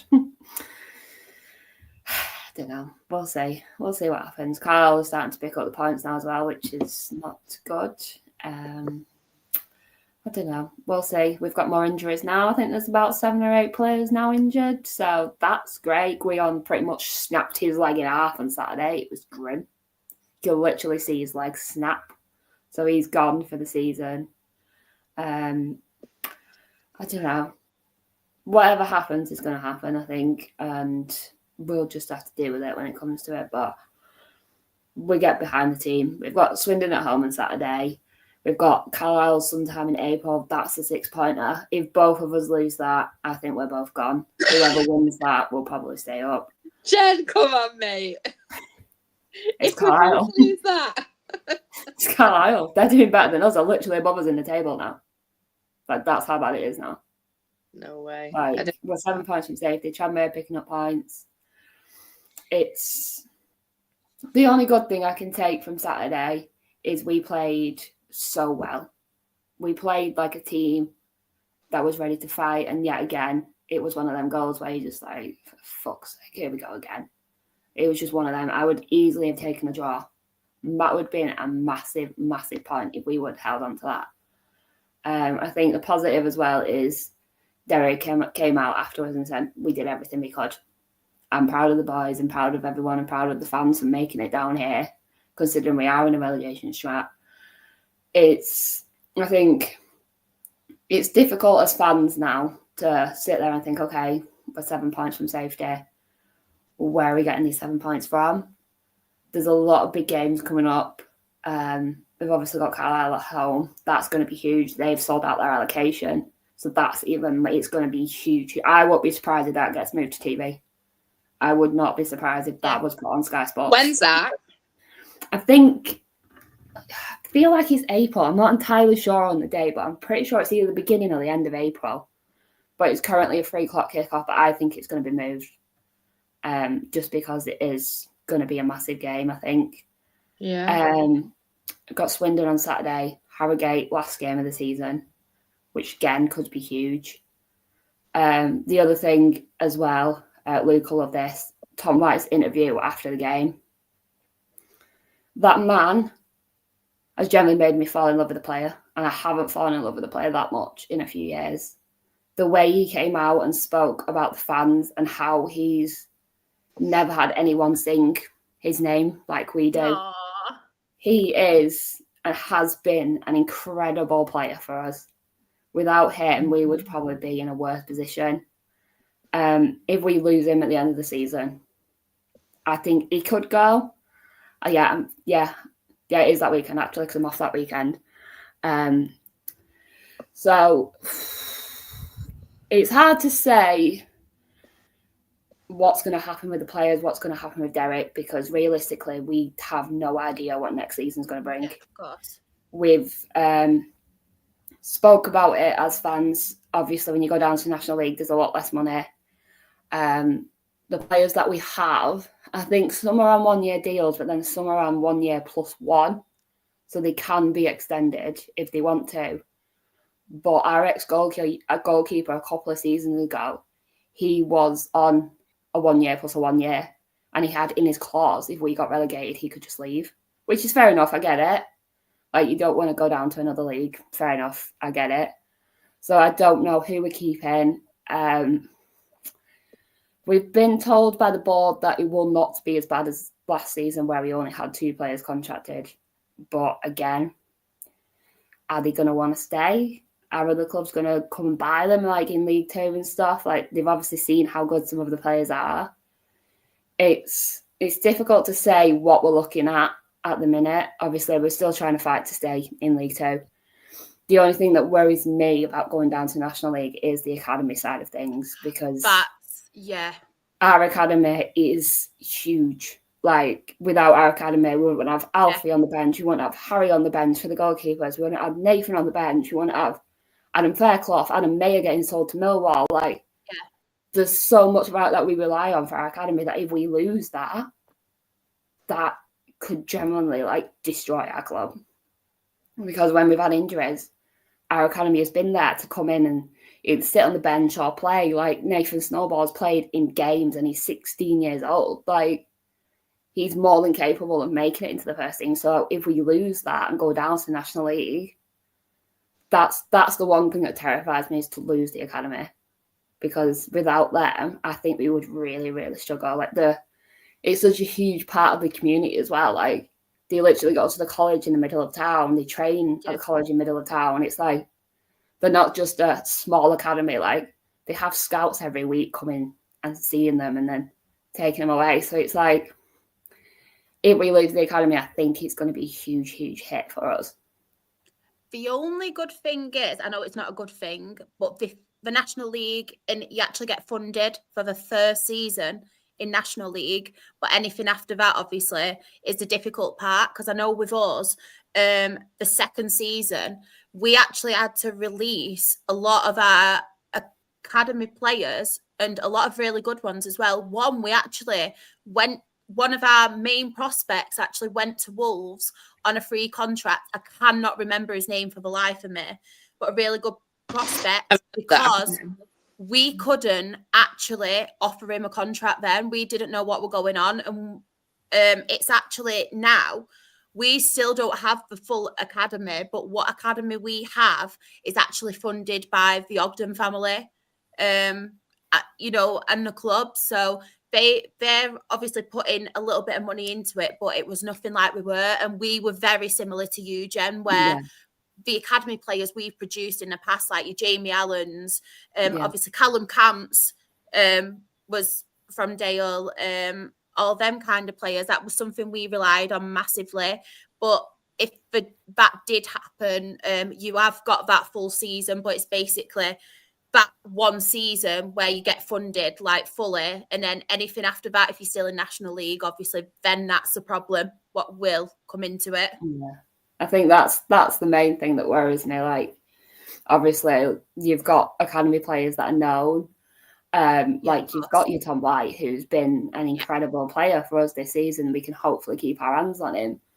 But then you've got people like Nathan Snowball, an upcoming 16-year-old that will run down that ring like there's no tomorrow with no fear whatsoever, a 16-year-old against these 30-year-old men. If we lost him to someone like, I don't know, Carlisle or someone bigger, it would be a kick in the teeth, because I think we could generally make some money off some of these academy players further down the line, like we did with Adam Mayer. Like we sold him to Millwall. He obviously wasn't getting the play time with Millwall, so he's gone on loan. But even then, we've still got money from selling him, which in turn keeps the club alive. And I think if we did lose the academy, it would be a huge, huge hit. Yeah. I was just watching Claire then. Trying to fight with fly again. I know. Why are there so many moths in my house? Who you've got as well, Simon has mentioned, obviously, Jamie Allen. I love Jamie Allen. Luke, just going back to this before we move on. Woo! We've got Graham as well. He's put, I'm fat. I have breakfast, brunch, lunch, dinner, and tea. There's no such thing as lunch. You do you, Graham. You do you, honey buns. Oh, Ty, come on, mate. There's always one. It's always Ty. It's always Ty. We love you, but come on. But yeah, there's a lot of draws in League Two. Yeah, it wasn't a great Saturday. No. 15 goals across 11 games. I know. Do you know what as well? We've been bigging Bromley up all bloody season. They had one job. Literally one job. And he did do it. Job. Honestly. I know you did. Because I told you that one. Honestly, man. I was fuming, honestly. I was like, I've been bigging you up on our podcast all this time. You couldn't even beat Carlisle for Markham. I actually had a rant about it as well. I think it was to my mum, actually. It's like, if you had one job, she was like, what are you going on about? It's like, Jen, on my podcast, she's a Markham fan. It's like, we don't want Carlisle to win. No, really not. Bless her. But yeah, any standouts? Ben, I'll come to you first. God. Any standouts? Nil-nils you want to talk about? Nil-nils we've got. I missed a look to be having a field day with this, honestly. I know.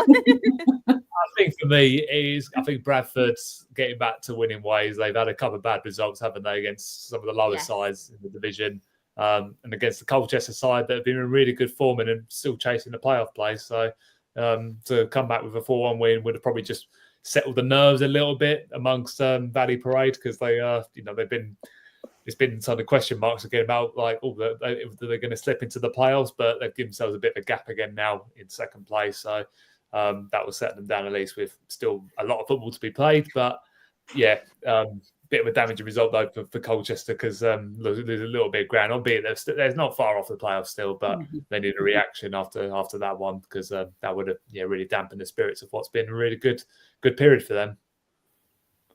Do you know what? I feel like we need a victory, because Bradford have been on a roll and she's not been in. I know, she's not been in for ages. So, just in terms of Bradford, I know like they're doing, like, obviously the last couple of games aside, they are doing really well. They had a ticket initiative on at the weekend, and they actually set a record attendance. But what I was really pleased to see is that they're doing it again in a couple of weeks. And I just think that obviously, given the times that we're in at the minute, that they can, because they've got the stadium capacity. It's good to see that they're making use of it and giving like people the opportunity to go and watch football for a more affordable price. Yeah. But also, just while we are talking about Bradford, like, I just wanted to say, like, I know we'll all think the same, how absolutely abhorrent it is that somebody is vandalised deliberately the memorials to the victims of the fire, which I know they've put a statement out about it today. I just can't understand why anybody would choose to do that. And the thoughts really are with the people who were affected by that tragedy, because I just don't know what goes through people's minds to do stuff like that. Like, it's just disgusting, and it's so insensitive, like, as well. Like, there's no need for it at all. None at all. Disgusting. That is absolutely disgusting. That's made me feel sick, that. Yeah, you couldn't get much more low than Just going back I'm to just- the chat. Sorry, Claire. Oh, It's gone. I thought I interrupted her. I was like, oh, No, never mind. I know. I felt really rude.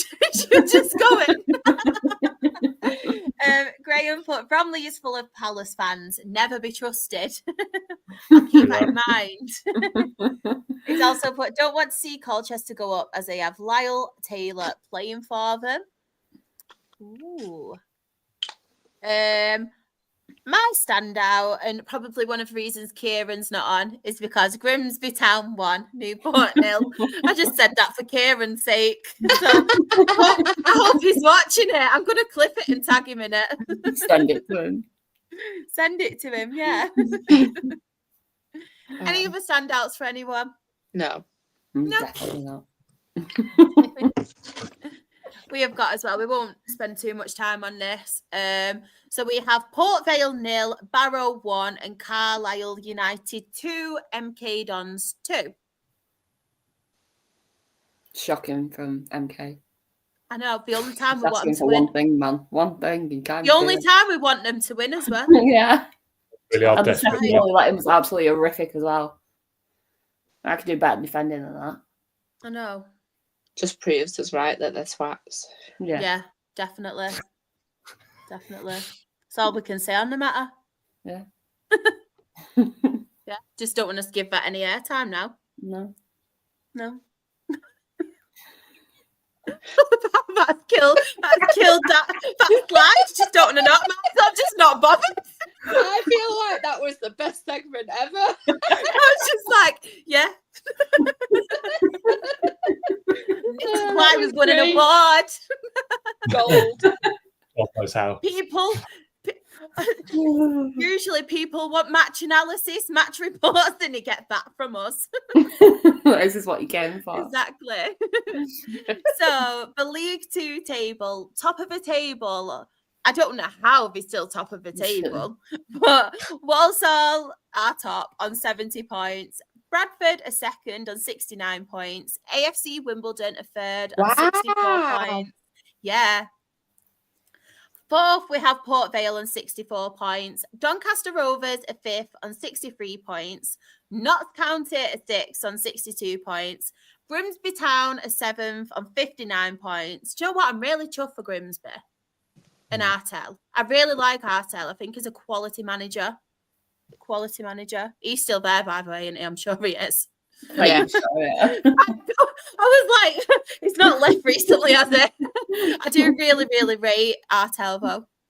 And then in a relegation zone, we have Carlisle, who are 23rd on 31 points. And Morecambe, our bottom, I'm so sorry, Jen, on 30 points. That made me laugh. Grace put a true tumbleweed moment. That was. It really was. I need to clip that. That has to be in like the reels. That was just good. Yeah, Johnny Jackson as well. I forgot he was at Wimbledon. I do like Johnny Jackson. I think that's a really good name as well. Johnny Jackson. JJ. JJ lad. Go on, a JJ. Ben. Do you want to speak? Yeah, go. Yeah, it's nice. It's nice to talk about wins with us. Really haven't had it for a bit. No, Saturday was about as comfortable 3-0 win really as we probably could have hoped for. Hampton, I think, are at the stage where they probably want the season done. They're, in end of season mode. Didn't really offer a lot. I thought we were excellent. I think once we got the first goal, I think it settled us down a bit. Good cross from Ben Brooks, another assist for him this season. And then, Tom Lee, he's there to poke home, to volley home from close range to give us a lead. First goal for the club officially this time after his one against Dorking was chalked off for being an own goal. I'm pleased for him because he's done really well since he's coming online from Millwall. And then, double our lead not too long after. Filthy assist from George Fowler, as we've described it as, sort of flicks it with the back of his heel over the top for Aaron Blair. Nods home. He hasn't scored much in recent weeks, so it was nice to see him get on the score sheet. And then just took full control really. And then second half we get an early goal. Again, Aaron Blair getting the score sheet. I think that's now 19 for the season in all competitions, where I think is better than what he got last year for Braintree and they got promoted. So that's always a good sign, that is. And yeah, really just sort of saw the game out, with no real trouble whatsoever. And for me, it was just sort of one where you go, we ticked another one off. We've put themselves in a little bit more of a better position now. What will be from probably what we was a couple of weeks ago. I think it's 5 unbeaten now. We are starting to pick up results again. Obviously, another 6 goals in the last 2 weeks is up to our goal difference massively, which we needed. Massively pleased about it. And for some reason, though, I mean, look, we are still a bit of a way off at the moment, but with 7 games to go, I wouldn't rule this out of the title just yet either. Which is bizarre to say, because obviously when we come around to looking at it, if we're talking, Do you know what? Should we have a look now? Should we have a look? Go on, let's have a little look. Go on, let's do it. Because the thing is, obviously, everyone will probably thinking, look, 7 points is quite far off, and it is a lot to make up for us. But the thing is, a lot of those teams in that top 7 have got to play each other still. I mean, to be honest, so have we. We've got 2 massive games now. We've got Bournemouth on Saturday. Our record against them hasn't been great in recent times, and they've really slipped. So this is a good opportunity. They're probably a good time to play them, I think. And then with it being at home as well, hopefully we're going to get a massive crowd in for that one. And then a week after that, we've got Western-super-Mare. So, it's 2 vital games in our season, for us to make at least the playoffs. That's the thing. But, I was doing obviously the calculation. I don't know if, some people might have seen my tweet I put out. I mean, the running is absolutely incredible. Worthy have got to play 3 of that top 8. So have Truro. I'm pretty sure Eastbourne have as well. Dorking have got Eastbourne on Saturday. They've still got to go to Worthing as well. I think, to be fair, probably looking at the fixtures that people have got left, it's probably likely to be a moment between Truro and Torquay. They've probably got the best run-ins at the moment, because they've only got to play 1 game against top sides, and that's in that top 7. That's each other on Good Friday. So it's I totally agree with Chris on that. It's been that's the thing, because I fully expected Worthing to go and win at Hornchurch on Tuesday, and I thought that would be almost the title almost done, to be honest. I think 4 points. There's still games to play around them, but now it's down to 1 point. Pressure's really on now, and they've had back-to-back defeats, which they don't think they've had too often this season, Worthing. And sort of goals have dried up a little bit. So it's if there's a better title race or promotion race at the moment, then someone send me a table of it, because this National League South. I mean, everyone keeps saying that the quality of this league hasn't been good this year because of the gap and everything like that. Like, no one can take control of it. It's complete opposite. I said at the start of the season, this is the strongest national league we've had for so long. And the reason for that is because there's so many teams in there that can win the league for so many different reasons. And it's absolutely brilliant, to be fair, and to be involved in it. And look, I'm sort of in a way glad that we're not quite right at the top, because the pressure's off us a little bit. For me, my focus I think for us as the club still is just to make sure we're in that top 7. But having looked, obviously, now that we're quite close on, 2nd and 3rd now, we need to, if we can take advantage, we need to try and get a home playoff game if we can, because that was probably our downfall last year. I think I said plenty of times last season, if we'd got a home playoff semi-final, we would have got promoted, I think. I really do genuinely believe that. I think the away game at Worthing, I thought was going to be too much of an ask for us. But it's not out of the equation yet. That's the thing. I want to be all hope and say, we got still a great chance of winning the league. We haven't, and on paper, it's still quite a lot to make up, because we can only focus on ourselves. And if we lose to Bournemouth on Saturday, then suddenly we think, get a playoffs again. But if we can win on Saturday, then suddenly people start to, put a question mark over, is this team capable of it? Because they are getting results now at the right time, which is so key. And that's the thing. We're not under that same pressure, I don't think, at the moment, than probably what Worthing, Eastbourne, Dorking are at the moment. Because True are probably looking and think, look, they're they're probably enjoying the season at the moment. And to be honest, I think I keep changing my mind every week at the moment. I still think Worthing are going to do it. I think I'll be stupid to keep changing my mind in that. But I think Eastbourne are going to run them close. I really do. I think just with the way fixtures have panned out, I think Eastbourne they're in such good form. But Truro are just, if they keep Tyler Harvey fit to the end of the season, they will really.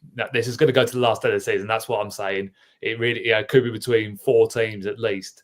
But if this doesn't go to the last game of the season, I'll be very surprised. But what season it's been in this division. Excited! It's so exciting. Honestly, So yeah, so exciting. the nerves will be coming in on Saturday, that's for sure. And I'm sure Boreham Wood will probably be thinking the same as well, especially with a couple of our ex-players that we had earlier in the season coming back to us, John Benton and Matt Rush. So it'll be interesting to see what sort of reception they get, particularly Matt Rush. So yeah, it's certainly all to play for still. I mean, I didn't think that this would be the table with 6 games left. I thought it'd be 2 or 3 horse race, not 6-7 teams still involved in it. So. And the thing that's going to help us still is our goal difference, because our goal difference is massive. And that's probably giving us an extra point over the likes of Worthing, and at this moment in time, the likes of Torquay and Eastbourne. But again, that could all change very quickly because because Eastbourne are scoring goals at the moment. They beat Farnborough 4-0 at the weekend. So it's so hard to say where it's going to come, where this title's going, but it's going to the last game of the season. I'm telling you that now. So exciting. So exciting. This made me laugh what Dan put as well. But this was after last week, and Johnny saying he had an exam and at Rushall Olympic. It was Rushall, I think he said. He thought, I'd have been on tonight, but I had to mark 54 exam papers, all adorned with the name Johnny. Not been here, has he, tonight? No. He must still be doing his exam. Yeah. Do you know what as well, Ben? I feel like George Fowler's my adopted player for Maidstone now. Like Tom White is my adopted player now for Morecambe. It is. I'm just pleased that he gave me some credit on his TikTok at last. I've been waiting for that all season because he started. Finally. Because I'm having to start filming some of the parts of the game for him now. So I did make it to his TikTok. If anyone hasn't checked it out, then check it out. I do have a little 3-second cameo in there. So well, we'll have to watch that. I'll take at this moment. I've still got like loads more followers than him, so I've just rubbed that in. It's really winning here. But we love George. He's a lovely guy. It is, and again, he's one of those players. I think I've got no problem with people doing the social media on their games and that sort of thing, as long as they can back it up on the pitch. And he is one of those players. And he's been Mr. Reliable for us this season. And I can watch that assist all over it, over and over again from Saturday. Yeah. Absolutely, no one's actually seen it yet, but we love Fowler. I just wanted to point out this comment because we all know my love for Dorking. No. Well, do you know what? It's not even Dorking. My love for Mark White. Not even Dorking. Like, fair play Dorking, but it's just a man. It's just a legend. Yeah. That's a huge result, though, for Dorking, to be fair. Like, to go away from home at Bournemouth, where normally their home record's really good. And I think you always probably knew in that sort of game it's probably going to be, I know. Trust you to come up with that comment. Oh, God's sake. How did we win an award? Oh, my God. Yeah, Jason Pryor getting the winning goal there. I think that was his 100th goal for Dorking as well, which, it's phenomenal at any club, to be honest. Especially to get 100 goals at a non-league club now is quite rare because you see the amount of player movements we get now in, even in the National League and National South. So to get a total like that, and he's been around for years. I remember Jason Pryor playing for Bognor Regis Town about 15 years ago. So he's probably waited a long time to get to that landmark. But that's a huge win, and it'll be interesting to see if they can back that one up against Eastbourne on Saturday, because that's not going to be easy for them. Eastbourne are very good at what they do. They've got an identity of how they want to play, and they'll be looking to frustrate Dorking, I think. But in terms of 2 footballing sides, hopefully I'm praying for a draw. Obviously, these sort of games I'm praying for a draw because, at the end of the day, that's what we're looking at probably on Saturday. If we can beat Boreham Wood, one of Dorking or Eastbourne are going to drop points somewhere. So it allowed us to close the gap one way or the other. So that's what we're hoping for. Any other standouts for you on here? It's got to be Welling beating Worthing. Brian Stratham getting a huge win for Welling. They desperately needed that because I think I said this time last week that they're down. But that win now, coming out of Absolutely Blue is sort of just giving them, they're hanging on in there, Welling. I think they've just added a couple of extra players in that to strengthen their squad. I still think it's too much for them, I think, for me to say that they're going to come back for it. I think Worthing are always going to get hit with a patch at some point. And to be fair, they haven't been in a bad run of form, for probably since the start of the season. So they were probably due a couple of bad results. And losing to Welling, I think it was, I think it was a headed goal and also a counter-attack goal, very well taken as well. I think they're still going to be too much for them to catch up on. I think they're still 5-6 points below. But you never know. It might just give them a bit of the motivation they need, really, because if you get a result against like that, the confidence it can bring to their players now, having beaten top of the league and have just been blowing everyone away in the last couple of months, then, maybe you give Welling a half a chance. But that relegation battle is starting to heat up now a little bit, because Salisbury is very much slipping into it. Enfield's goal difference is obviously still not great, and that's them gone. I know, Aveley nearly down. One more loss to go, and they're gone. And that's, I think a quick mention on Aveley, because they've announced this week that Danny Scopes is going to be leaving at the club at the end of the season. And I will say, what a phenomenal job he's done for that football club. To take them from the 8th tier of English football, back-to-back promotions, and a playoff campaign last year again, obviously losing to us. But he's done a phenomenal job down there, and whatever club he moves on to next, they're going to be very lucky to have a manager like him, because he demands hard work of his players. And my God, Aveley have done that for him. Does that happen? yeah, I think it does. But I just wanted to give a quick, because to be fair, like, Danny Scott's got a lot of time. Got a lot of time for, very good manager, very good at what he does, and he'll go on to good things. I reckon he'll probably stay at this level. I'll be very surprised if he drops down, a level. So I think there'll be a few clubs. There's been a few managerial changes. Obviously, Tunbridge are still looking for a new manager. Obviously, with Jay Saunders going, is there a possibility he might be going there? There's a few other clubs in Welling still haven't got a manager sorted out either. So there's a few jobs open up at the moment, and wonder whether he might fancy one of them to really build something there, like he did at Aveley. Just going now to, obviously, this shocker. Yeah, I was actually. It's a bad week, hasn't it, for Worthing? It's been a bad week for them, but again, I think it's probably the reality check they needed, though, really, because they were probably a little bit comfortable where everyone probably thought they're going to blitz it now, but that's just actually put the cat amongst the pigeons, hasn't it? Really, that's I think Andrew Balanta, Mr. Experience. I knew full well he'll come good at some point. I think I backed him to be one of the star players at the start of the season. Obviously, it hasn't quite happened. I think maybe age has caught up with him a little bit. He's 34, 35 now. But he's got the winning goal on Monday night, very well taken past Lucas Coverland. And Hornchurch now suddenly have been a big part now in the old title race now. To a thank you, Hornchurch, because it's just made things a little bit more interesting. God knows where we go from here now in this title race. Obviously, Saturday now is key for everyone, and no one's going to want to drop points now, that's for sure. So, I'll be interested to see what the table looks like come 5 o'clock on Saturday. So exciting! Honestly, I love it. As long as we're still in that top 7, I don't care. That's the thing. I do not want to talk about now. I know. As Graham pointed out before, Emil Empstead's goal difference, man. Save up for 9, -6. Yeah. It's mad though.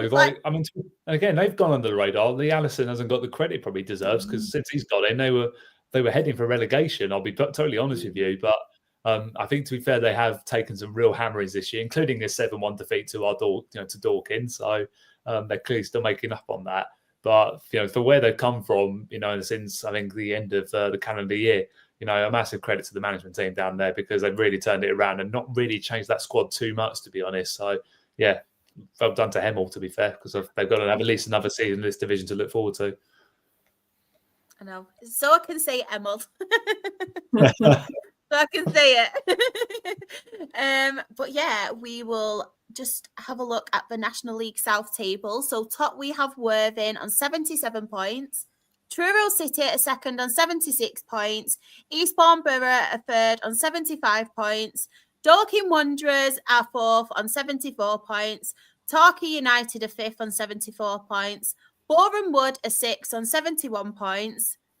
Then Maidstone United are 7th on 70 points. And then in the relegation zone, 21st, we have St Albans City on 37 points. Welling United are 22nd on 36 points.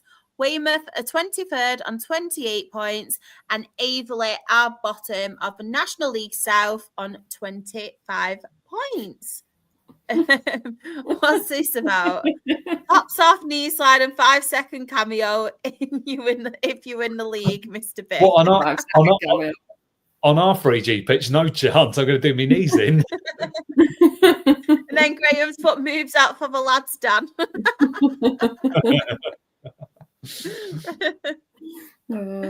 Oh, funny. National League North. Any standouts on here, Ben? I think we can't ignore the top of the table clash between Scunthorpe and Chester. I think there was a new record as well set for That's amazing. over 8,000 turned up, which you will go anywhere like in the world, there'll never be a game at sixth tier that will have 8,000 people turned up like that. So yeah, I mean that's a credit has to go to everyone at Scunthorpe, included as well. I think it was 1,500 that went from Chester. What sensational crowds. And you like to think, hopefully for Scunthorpe, they'll be thinking, hopefully those fans will come back, because obviously it's been a tough time for those fans and for everyone at the club, in recent years. And again, that's given the boost they needed now, because that everyone probably expects them now to go and win the league now because of that. It is theirs to lose. Let's be honest about that. There are teams catching up on their tails, and Kidderminster are the only team that can catch them up at this moment in time. But it can all change again. As we see in the south, it can change so quickly. One defeat for Scunthorpe, and then suddenly Brackley and even Chester could be back in it. So it's all, and the pressure's now on Scunthorpe to make sure they maintain their positions. But yeah, they're probably the standout. But again, yeah, I think to be honest, a good win actually for Oxford City as well. They've had massive, yeah. They've had a difficult few weeks there where everyone's starting to think they keep slipping in. And to be fair, now, unfortunately for our poor ant, it's looking very bleak now for Needham Market. There's now 7 points adrift of safety, and I can't see them staying up now. To be honest, I think that's too big of a gap, especially the fact that Oxford have still got a game in hand as well. Yeah, I think their debut season is going to end in turmoil, to be fair. But to be fair to Needham, if they do go down, they've had a tremendous effort, to be fair, with the lack of resources that club have got, and they probably didn't expect to get to this level. They've had to come up against some really big clubs, against teams who've got much bigger resources than them. But if they do go down, they can hold their heads high, because I think they've given really good count of themselves for this league. But they're always going to lose that game at Kidderminster Harriers with what's on the cards at the moment, what's at stake. I was just reading the chat, right? I'm so sorry I burst out laughing.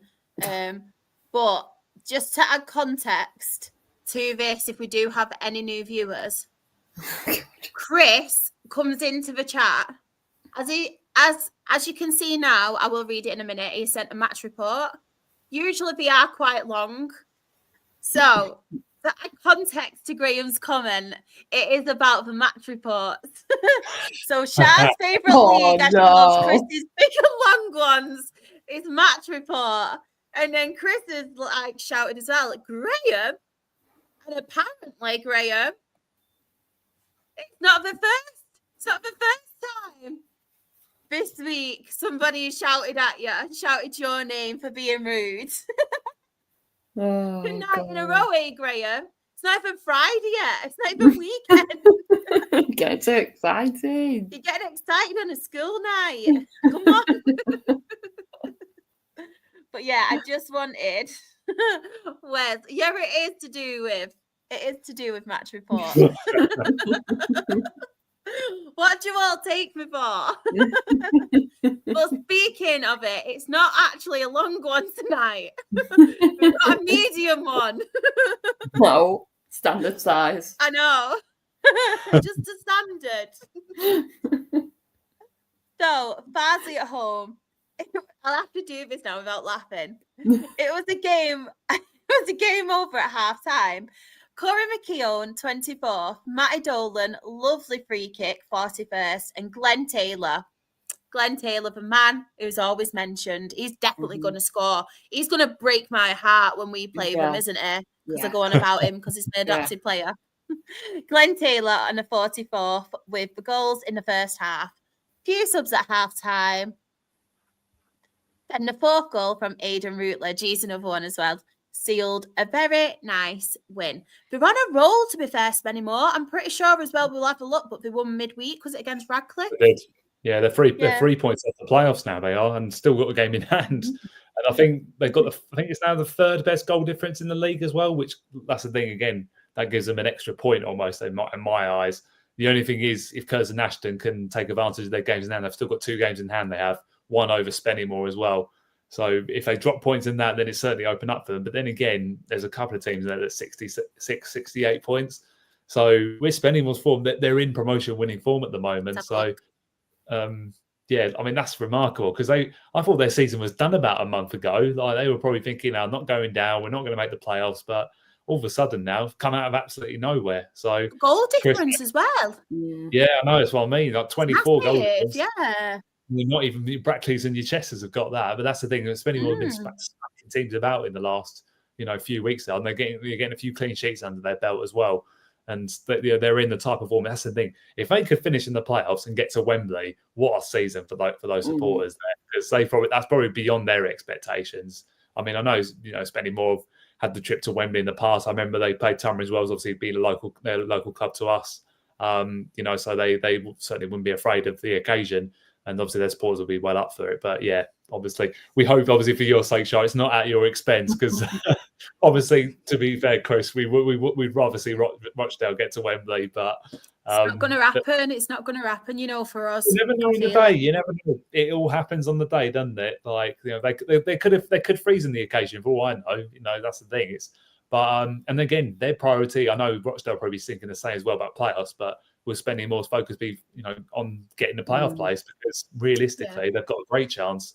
They're only, like I say, 5 points off Chorley, so still 7 games to go. Win that game in hand, they're right in the mix. So yeah, it's a difficult balance it is for them at the moment, but I'm sure they know what they'd rather want. And I think for a club at that level, you want to go to Wembley. So I wouldn't be surprised if that's their priority at the moment. Just going to, obviously, the midweek game. Chris has sent his report. It's quite a long one. Not a long one, quite a long one. It's longer. Yeah. It's longer than the previous one. No. So Chris has put Radcliffe at home. Home. Whoa. It was the Glenn Taylor show on Tuesday night with the striker scoring a hat trick. Oh, great. 19th, 52nd. Yeah, 52nd. And the 69th minute penalty. It was 1-1 at half-time, though, when Danny Greenfield scored. But Glenn scored 2 goals, and then Radcliffe's Maynard scored from a corner in the 96th minute. But Spenny held on to win 3-2. Very, very good win. That lowest Maynard, is it? I think it is, actually. So he's been, with. I'm sure it is. Yeah, because I always remember him playing for Tranmere in the National League, I do. So that's quite a play to have, because I think he's probably one of those, I think it's the more experienced players in that team, but he's already played with John Owen Bernard, hasn't he? I think in the past at Salford, so they know all about him. That's 2 massive games. That the things you'd expect them to be Warrington at least, because they're second from bottom, and especially being at home. But that Chorley game on Saturday, I think they'll probably be looking at it as a must not lose. I think it is one of those ones. If they can get a point away there, I think that's a terrific result for them, and just again keeps the pressure on them, I think, a little bit. Kyle, bless him, has put, you lot are a mega laugh. That's the reason I love the Thursday night podcast. And do you know what I didn't know? So obviously I was watching us get spanked on Tuesday. I didn't know that. Graham, so you got 2 strikes off Sam on Tuesday. You've got shouted at off, obviously, in the chat for Thingy, Freyers on Wednesday, and again tonight. You're a change man, Graham. The quiet ones are the worst. It's got as well. I know you take it as good-natured banter, Shah, so I knew I was safe saying it. You know I love you. I know. It's all banter, isn't it? It's all banter. That's why all you crazy lot come in on a Thursday, isn't it? Because you know you can misbehave. So do we. Graham put Maynard scored. I bet it was a sweet goal. And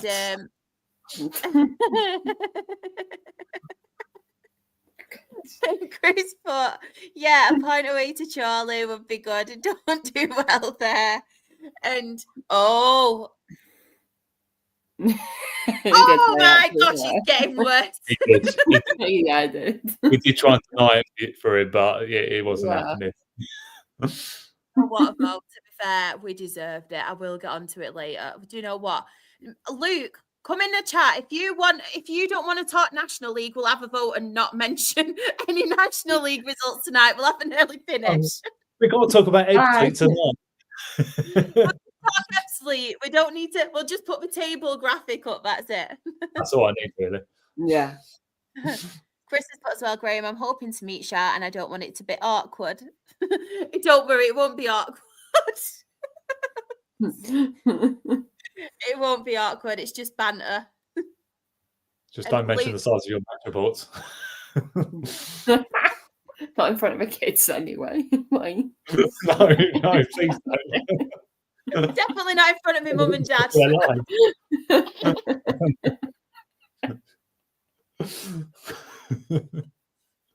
Oh God, she's gone. Oh God. Just stand a bit further away. Right, bloody hell! It's getting a bit fast, yeah. It's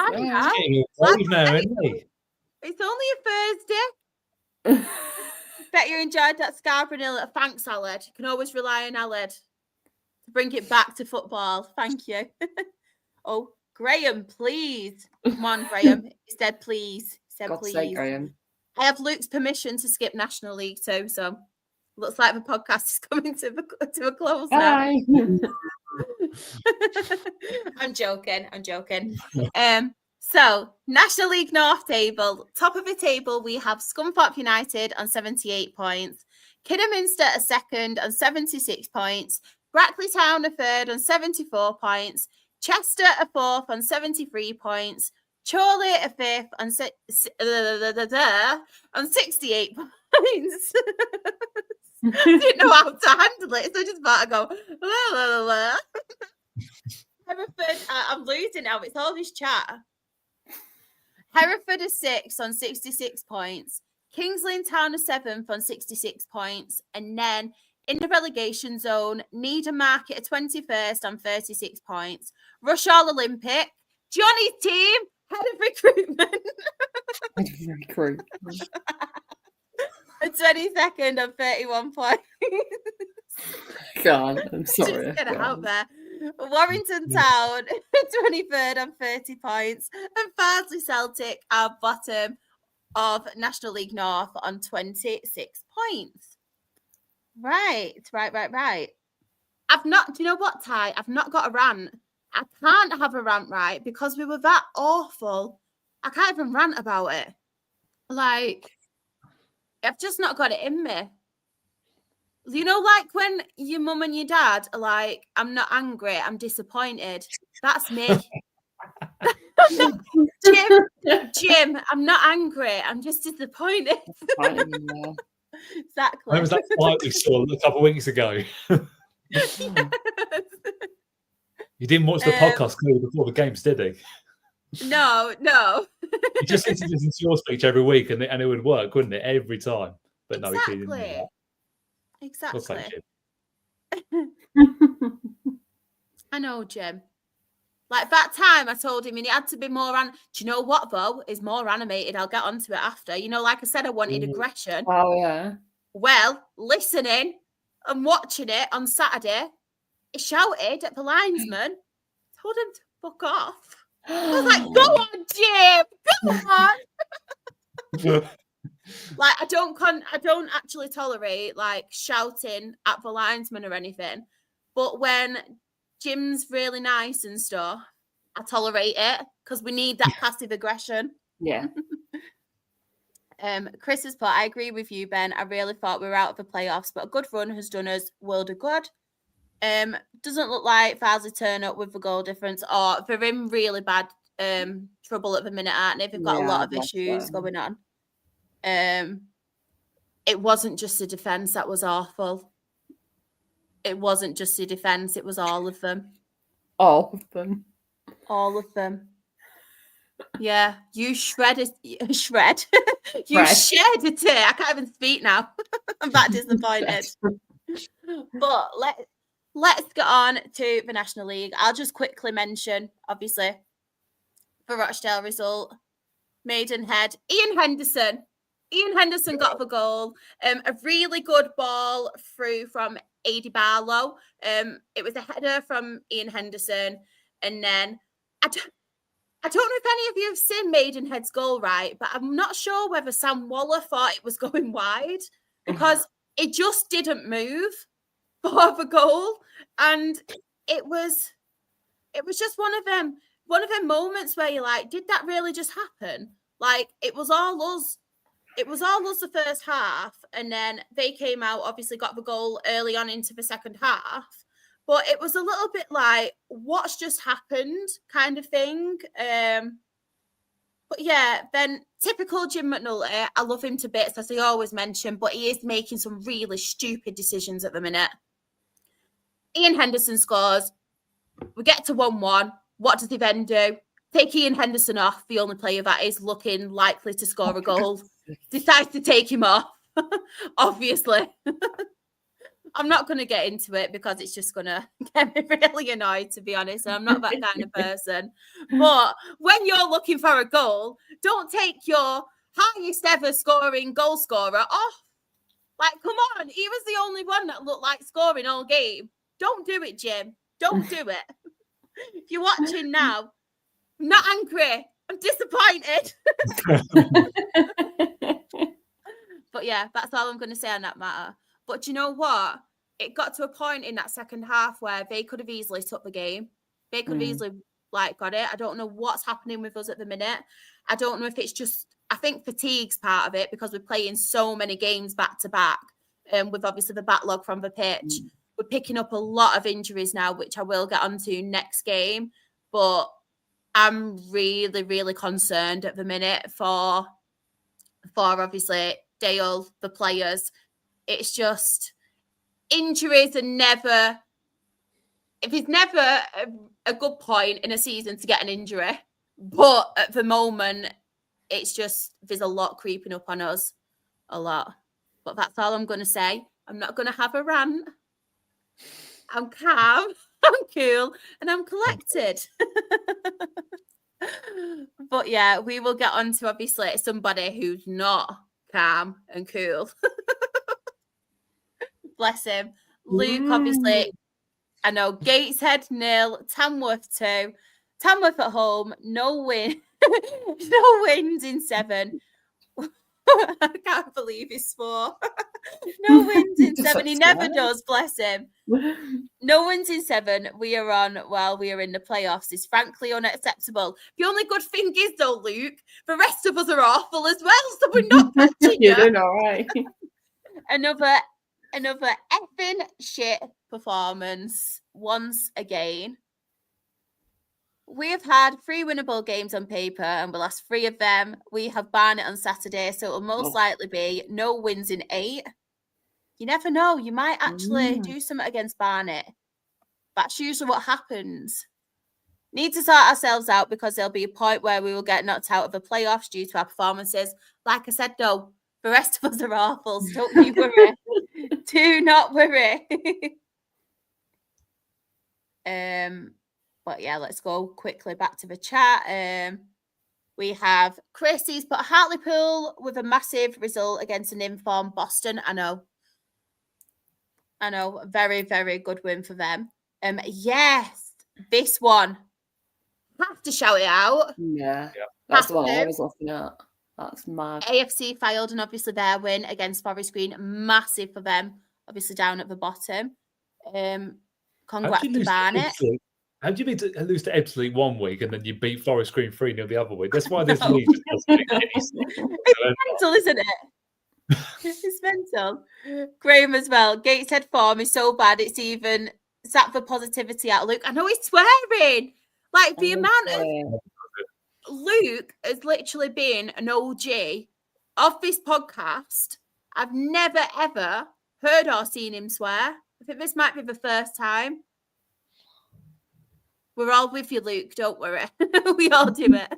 Positivity circle. I saw Ben smile when I put this comment up as well. Oh, I'm just smiling. I'm just a happy person, but that's it. That does put some cheer into me. Do you want me to show you quickly? We've got different colour. That are next to it. I could look at that all day long. He's going to sleep with it on his phone tonight, staring at it. That's going to be my new screensaver, without a doubt. And now the only thing is now, I do not want them to finish more than 25 points because we got 25 points when we were relegated. So I don't want them to finish on more points than what we got. So if they could stick at 18, that'd be perfect. So the next 7 games, if everyone that's playing them could just beat them, that would be not lovely. Don't worry, we've not got them. We've not got them. So No, thanks. You've got beat us. As well. Yeah, one job, Shaf. And also, I'm not angry. I'm just disappointed. I know. The first out of the season. Lucas put as well, I'm honestly glad that the rest of the teams are shit behind us. I would have been out of playoffs. I know. I swear, Altrincham, every time you drop points, Altrincham just don't take advantage of it. They always sit out. Halifax as well. Every time. Every time. It's I tell you what, though, Southend are creeping up now. So Tamworth as well. Look at Tamworth. I know. They're ridiculous. I think they're in like 8 games unbeaten. I've just had a look. They're 8 games unbeaten. Like they've got a shout for it at the moment. And with the season they've had, and obviously with the cup and everything like that, it wouldn't surprise me if they sneak in there. The only thing that's going to let them down though is their goal difference. Goal difference is the only thing that's letting them down because you've got quite a big advantage over them. But who knows? Anything happens in the next 7 games. But obviously, again, you've got to make sure that you take advantage of your 2 games in hand still, don't you? That's all right. That's what's going to be key. But them games in hand mean nothing because we've not been winning any of them. That's the thing. But like you said, that I think it was always going to be a case that the players would be fatigued at some point. You've got to play so many games in a short space of time. 9 games still to go in the month, of April. And that's not even counted that you might still have playoff games in between that as well. So, and an FA Trophy semi-final. So I do. And obviously, you won't have the biggest. I mean, I'm guessing you haven't got the biggest squad either. So no. You haven't got the, and especially with injuries as well, you're going to have to call upon youth players, I reckon, soon, aren't you? Honestly, it's so bad. Like, it's not as if it's somebody. If the key players, and then like I said, obviously the game against York. It's not there. It didn't happen. The game against York, Sam Waller, our keeper, ended up going off with a hamstring injury. He's on loan from Burnley. It's been vital for us, but yet again, another goalkeeping saga where that has been the story of the last few years for us. We need a goalkeeper. We need to next season, and I said it in the summer as well. We need to buy our own goalkeeper, invest in it, because we had Luke McNicholas, obviously, who we had on loan from Wrexham. He got injured. It was very good when he played for us. Don't get me wrong. Like, I'd have him back in a heartbeat, but he was very injury prone. Then we had a keeper called David Robson, who we had in a short-term contract until McNicholas came back. McNicholas came back, got injured again. So then we obviously got Sam Waller. Yeah, got Sam Waller, and he's been brilliant for us. But then obviously it puts us in a situation now where, as Ben mentioned before, like transfer deadline day for us in the National League now, we have got no goalkeeper.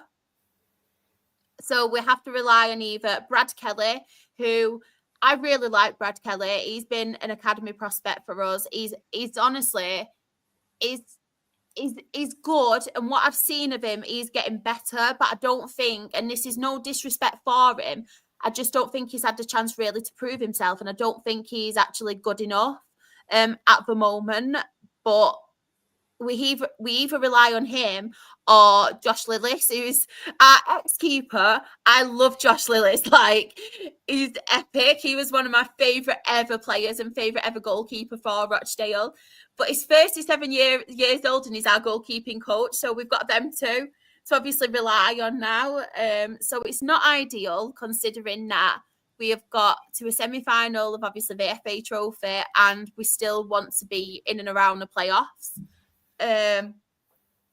But yeah, York, I'm going to be honest, it started off really frustrating because I feel like we did have chances at the beginning, could have scored them chances as well.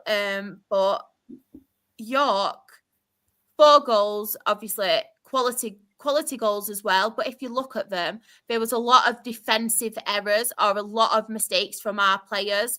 And I feel like, and I actually tweeted after the game, not one of our players even had a mediocre performance. They were all awful. And you don't really need that when you play in York. And York, I don't want to take anything away from them. They played really, really good. Ollie Pearce, I know I've mentioned him several times on this podcast, but what a player he is. And not the fact he's scoring goals, he's got it up here as well. He's such an intelligent player. He knows the positions, like everything like that. He's a very intelligent player, and I love watching him. I think he's absolutely brilliant. I've gone on about him quite a lot through the season. But from a Dale point of view, it was just so frustrating. When I seen the team news, I wasn't confident because I feel like, obviously, we've got the injuries. Ian Henderson, I know you can't play him twice in a week. I get that. So, obviously, we brought different players in. Ayinde, I really like Ayinde. But against physical defenders, you can't really play Ayinde because he is very lightweight and he was getting shoved off the ball easily and things like that. Second half, we took Conor McBride off, who I think, again, I was a bit like, oh, why have you done that, Jim? Because if I was to take one of them off, I would have took Ayinde off and left Conor McBride on because he's more physical and he can give it back. He's got a little bit of a temper on him. He's Scottish. He can give it back kind of thing. He's got a bit of bite about him, whereas Ayinde he's a very good player. He's got pace about him, but he's quite soft. So that was very questionable. And he decided to bring, obviously, a Hendo on, which we're all really happy about. But then he takes Cairo Mitchell off. And it's like, at this point, we're getting beat. Just go for it. Just kind of, we weren't going to get back into it, don't get me wrong, but at least make some kind of effort. But the other thing what really questioned, like, what is Jim doing, was, I don't know if we were 3 or 4-0 down at this point. Ryan East went down, and it's now come to light that he's got a groin injury. And he carried on playing with his groin injury when we were 3 or 4-0 down. Jim left him on, and he didn't bring Charlie Weston on, who's obviously, we've got him on loan from Barrow. You're already 3 or 4-0 down. You've now risked one of your main players, and I'm not being funny. Ryan East has played literally nearly every single game for us. He is the core of our midfield, and it's another questionable decision. And this is where sometimes I think with Jim, it kind of lacks experience. And what does get me the most about him is not taking accountability in his interviews after the games. He spent most of his time talking about York's budget and how much they've spent this season and how it's different to our budget and stuff like that. And I know it's right because they have spent a lot of money, but you've also got some of the players that have come on free contracts. I'm pretty sure Felix came on a free contract. And there was another player who obviously, another player, one of their other big players came on a free contract as well. And it's like, they do have the quality and stuff. They have spent a lot of money, but don't disregard or disrespect the fact that we weren't very good and they turned us over. Do you know what I mean? And there's bits of Jim now where it's just making me feel like, just take that little bit of accountability for your actions, because as much as I do love him, he is inexperienced at the end of the day as well. He is learning, but I feel like he's not really doing that. And one thing that did annoy me was the amount of abuse the players were getting screamed at them at the end of it. I get it from the fans' point of view. You've been battered 4-0. Yeah. It didn't look like, obviously, they all had pretty bad games. I'm not going to sit here and say anything otherwise. Not one player had a good game. The player that probably stood out the most for me was the 10 minutes Brad Kelly came on and he made 2 saves in that 10 minutes. That's how bad it was. That is how bad it was. But yeah, they were screaming, like, some were screaming quite personal things again to him. They were blaming Cairo Mitchell, and it's like, your defence has let 4 goals in. there've been mistakes from him and you're still calling out your striker. It's like, come on now. But it's got to a point where it's just so frustrating. Like, one week I'll come on, I'll be really happy, and it's like, oh, I think we'll have a go at this. And now I think we will drift down the table because these injuries are just not helping us at all. It's just like the hope that kills you, really. These game in hand and our pitches have really done us. Really, really done us. Yeah.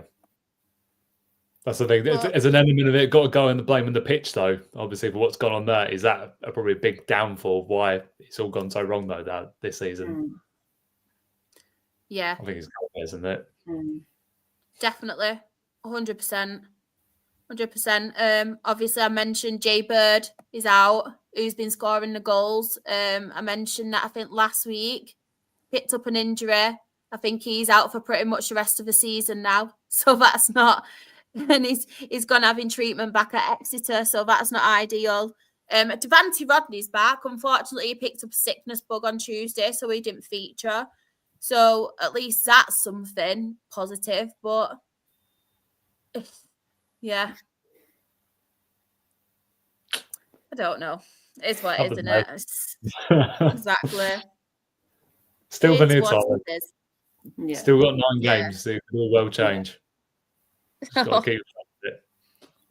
Don't start, Dan. But yeah, everyone's been calling in Jim McNumpty as well. Oh, they have. Chris has put Boston versus Southend was a rearranged game after the original game that got abandoned due to the fog. But what a result for Boston! I think Boston will escape. They came to us. They conceded the 2 later on, but when they came to us, they played us off the park. They were really, really good. They did not look like a relegation team at all. At all. Yeah, I think Dagenham are going to slip in there, to be honest. I think Boston will escape. They've still got the game in hand as well over Dagenham, I'm pretty sure. So, yeah, I think just it's all looking bleak for Dagenham, whereas Boston have got the momentum with them, and I just can't see it stopping. Obviously, they got halted a little bit at Hartlepool on Saturday, but to follow it up with a win like that against a playoff contending team, absolutely, I think that's that spirit's going to keep them up. And I think, yeah, we're at that point now where I'm going, I think they've got more than enough now to do it. So, and what if they do a huge achievement from all the staff and players, considering where they were just 2 months ago when they were, I think, second from bottom, and I think you talk about at least 10, almost 15 points. I think adrift, I think it was, and the turnaround has been absolutely remarkable. Do you think? Probably, yeah, at our expense. I'm not even just saying it. The way it's going, the way, obviously, at the moment, it wouldn't surprise me. Genuinely. They've stuck in there, haven't they? I think, yeah. Let's have a look.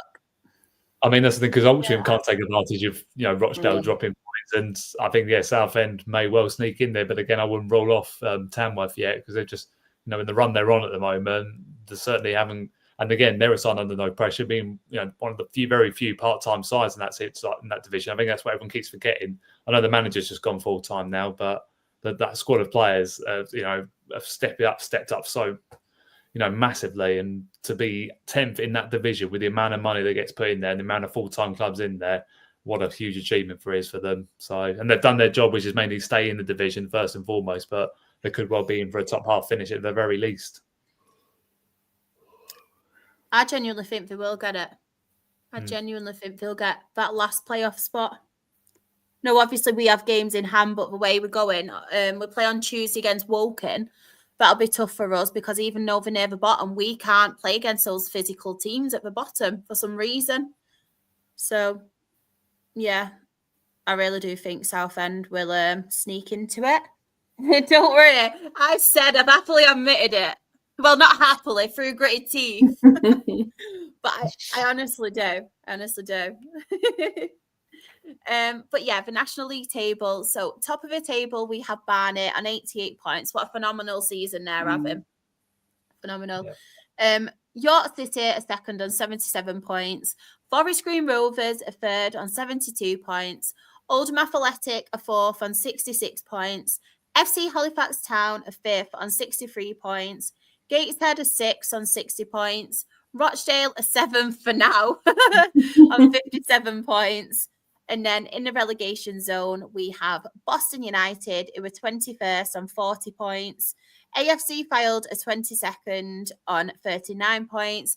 Maidenhead United are 23rd on 38 points. And Ebbsfleet United are bottom of the National League table on 18 points and have been relegated.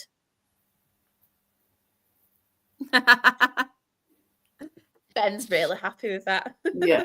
What a fine week of football it's been. Absolutely tremendous. Luke, still sick. Sorry to any FC fans in the chat. If there is any.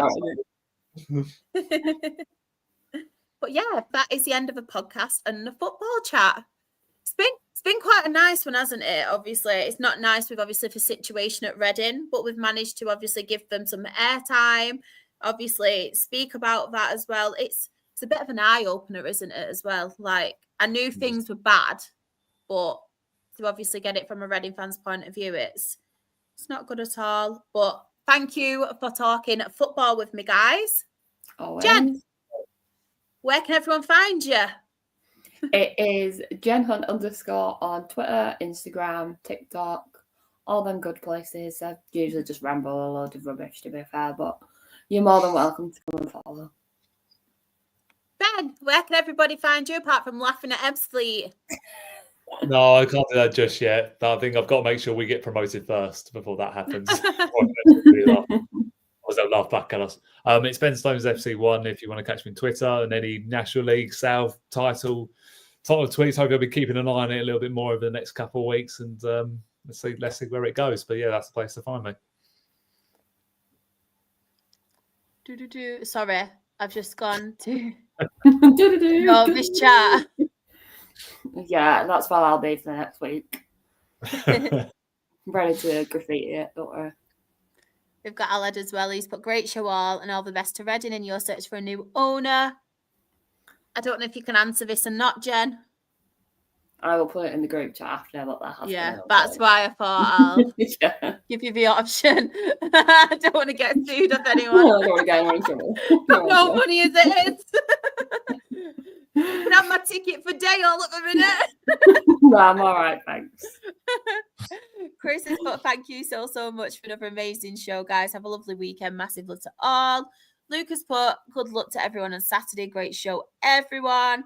If anybody wants to find me as well, I am SharXREFC. That is on TikTok, it's on Twitter, it's on Instagram. But the most important things, Play Football Podcast. We are best new content creator at the FCAs. Gonna milk it, say it every time until we're not anymore. Yeah, that is it. I'm just saying it. On Twitter, we are Absolute Ball Pod. On YouTube and Twitch, we are Absolute Football Podcast. TikTok, we are Absolute Football Pod. On Instagram, we are Absolute Football Podcast _ On Blue Skies, we are Absolute Football. And we are Absolute Football Podcast on Facebook. On Tuesdays now at 8:30 is our Absolutely Premier League show. I think this week it'll probably be FA Cup chat because I'm pretty sure there's no Premier League football, is there? It's all FA Cup. Absolutely Women's Football with Freya and the team is on a Wednesday at 8:30. And then obviously on a Thursday at 8:30, it is Absolutely Lower League and we cover the EFL Championship, League 1, League 2, Vanarama National League, and the Vanarama National League North and South, the most exciting leagues of them all, the North and South. Most exciting ones.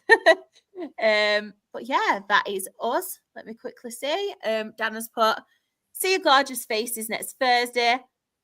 Ah, it's cute, isn't it? I'll chat again next Thursday, Dan. We're having a chat between them. And yeah, Premier League next Tuesday during the show. Oh, there is. There is. I might even be on that. I don't know yet. I'll have to ask Sam. It's actually the first week in forever where Dale haven't been at home. We're away. So I might even be on if you're sure. Who knows? But yeah, thank you to each and every person who has joined us in the chat. Hope you all have a lovely weekend and ta-ta for now. Bye, everyone.